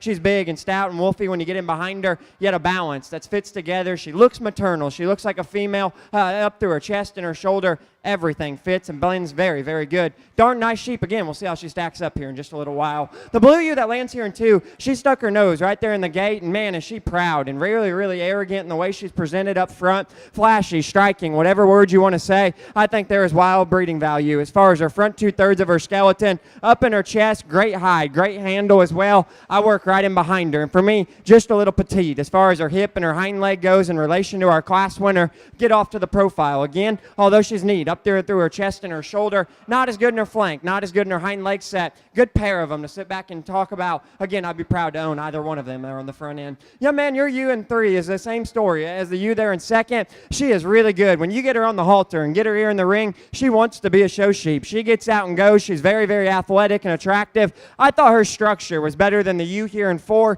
and that's why we rolled with her there. She's a little rounder hipped in relation to the 2 sheep there directly in front of us. She's a little tighter flanked and maybe just runs out of steam right there over her loin edge. Big in her forerib, big in her hip. Wish she was just a little fresher right there at her loin, a little softer in her flank. I didn't read her. Just as neat there in her balance as our 2nd place, or just as wild as far as broodiness, power, and dimension there as our class winner. Again, a rock solid sheep to land there in 3. Buddy, I really like, again, parts and pieces of the Hampier ewe that lands here in 4. I get right in behind them.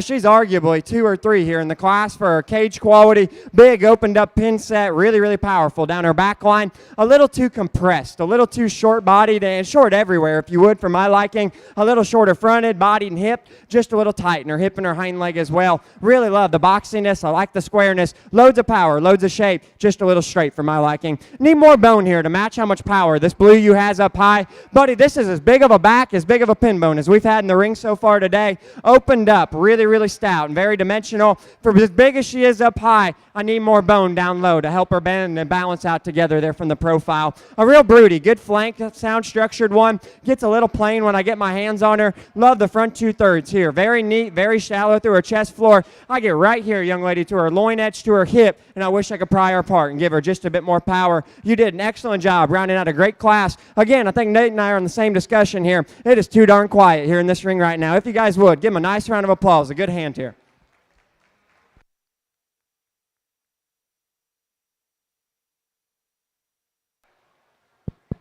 get over here into our Dorset division. And again, Connor talked about not having a poker face. I don't have one either. There's one of them out here that comes in, and there's nothing that I can say right now that's going to be just better than what this sheep represents. That thing's silhouette, that thing's touch, that thing's presentation is absolutely wild. Young man out of Class 2 is going to be your champion. Now, in my mind,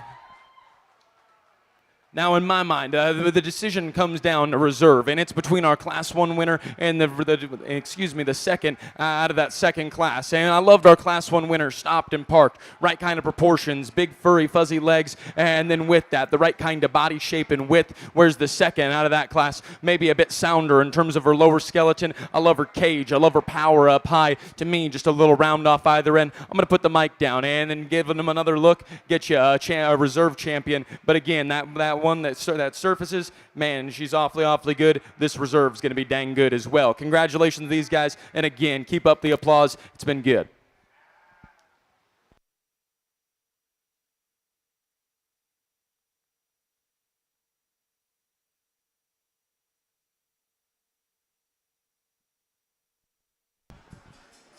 Champion Dorset Yugo's first place late junior ewe lamb, Craigo Livestock Manny Kinman of Burlington, Kentucky. The reserve champion was the first place early junior ewe lamb, Dorset's and Daylilies 309F, Lucas Campbell, Wallingford, Kentucky. Our Kentucky Proud champion was second in the late junior ewe lamb class, Vera Sarah Grace Mattingly, Murray, Kentucky. Placing on the pair of ewe lambs for the Dorsets, first went to Carrie Wagner, Lexington, Kentucky. Placing on class number 8 of our blackface crossbreds, first place to Glow Wyatt Acey, Perryville, Kentucky, an animal weighing 138, and that was first in Kentucky Proud. Second in Kentucky Proud goes to 240002, Clark Coyle, Danville, Kentucky, an animal weighing 136. Third place to Carson Dalton, Scottsville, Kentucky. 4, Lucas Campbell, Wallingford, Kentucky. And 5 to Preston Zinner, Frankfort, Kentucky.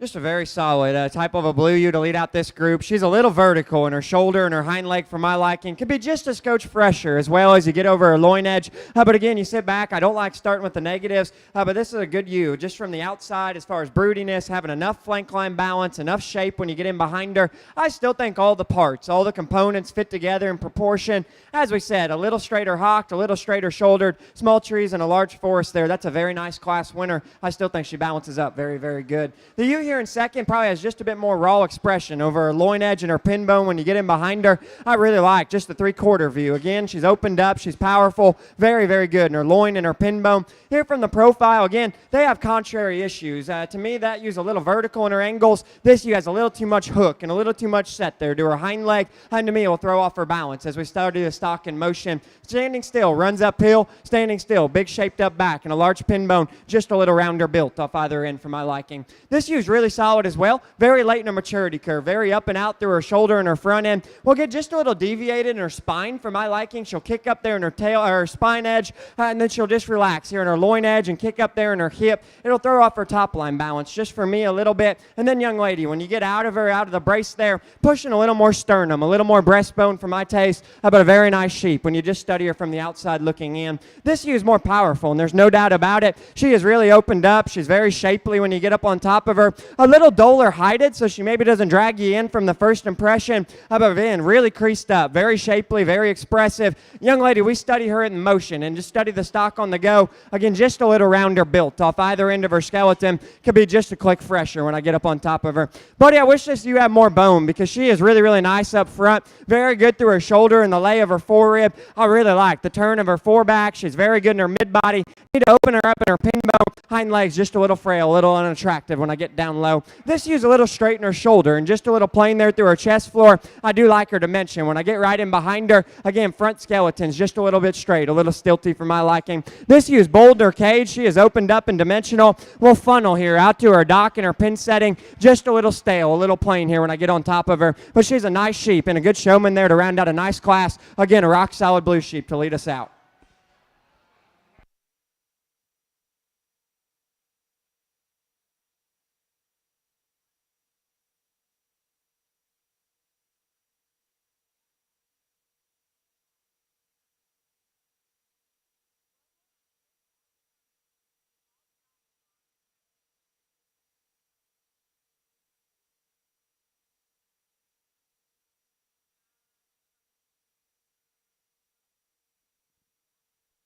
Placing on Class 9 of our Blackface Crossbred ewe lambs, first place goes to Cassidy Perkins, Maysville, Kentucky, an animal weighing 144.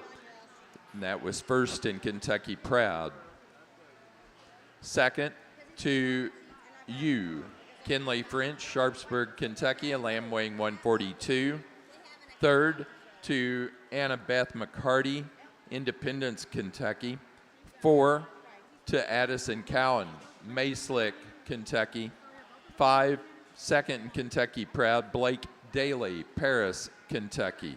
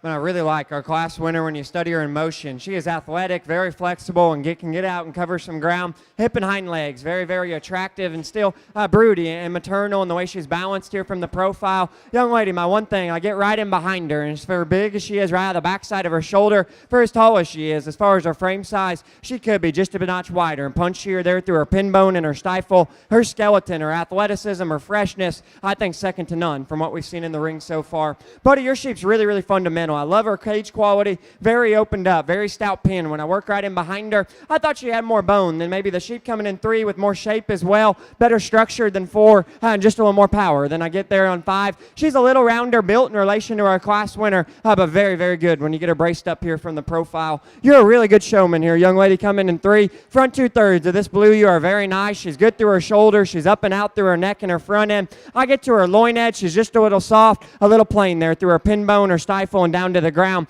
I thought her structure is what sorted her over the ewe coming in next. This ewe, very shaped up, very powerful. When I get right in behind her, just a little tight, a little round built off either end. This ewe's got more stature, and she's just a little sounder in the way she's built out of her hind leg, just a little plain in her shape, a little cut up in her flank. She could be just a notch fresher in terms of her hide and her handle. Good sheep, though, to round out a nice class of 5. My compliments to all those showmen, a good group.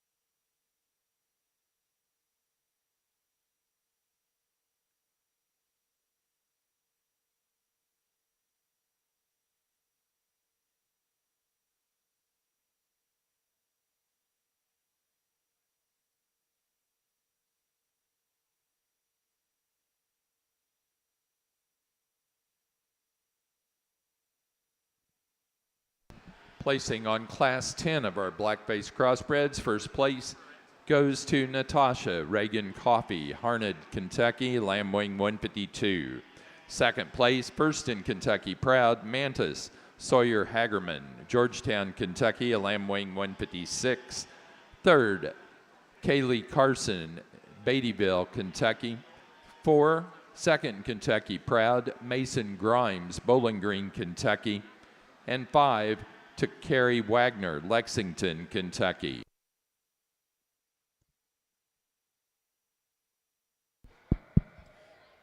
Nice group of 3 of them here to bring us to the end of your black faces, and I do think it sorts out between a pair of them. I like the structure, as we've tried to do so far today. The tail head, the hip, the hind legs, just more my kind here of our eventual class winner. And then still, you get off to a distance here. Study her from the side. That's a good broody type of a female. I think she's a front pasture type of a sheep. Enough bone, enough flank, and still smooth. And the way she's built there up high, hip and hind legs, the big decision, big splitting point for me in these two. This ewe's got a little more freak to her as far as her shape down her back line. She too is large in her limbs when you get down to the ground. As we've said too many times here today, this tail head and the way she'll kick up there in her hip and plant straighter and the use to her hind leg just doesn't fit my kind, as well as maybe our class winner, just a little balled up, but she's a nice breeding piece, and I'd be proud to own her. Again, we need to fix her hip and her hind leg. Cage quality, second to none here in the group. Another one that's really long and just pretty, and the way she's built there from the profile, very feminine, very broody as far as her muscularity. A little round in her hock design, a little plainer. When I get right in behind her,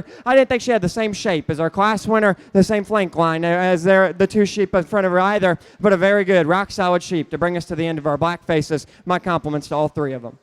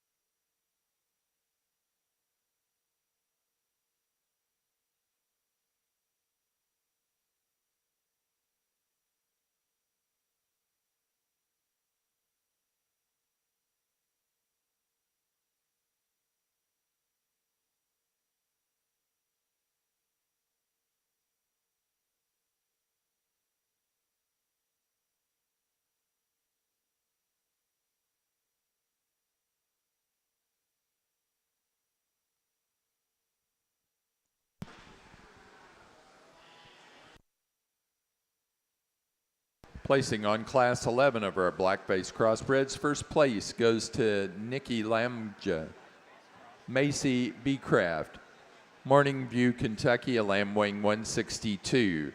Second to Lady Ace, Anna McCord, Ewing, Kentucky, a Lamb Wing 166.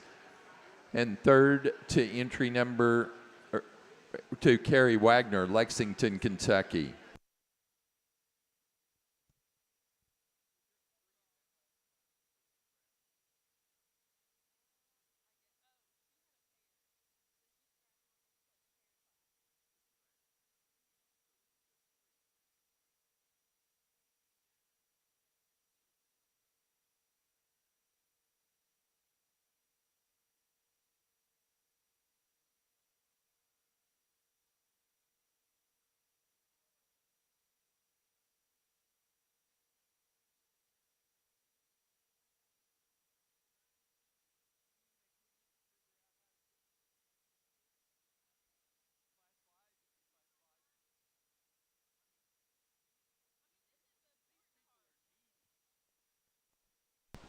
We're now ready for our class winners and second place animals in to show for champion and reserve champion black-faced cross. So we need Izzy Godman,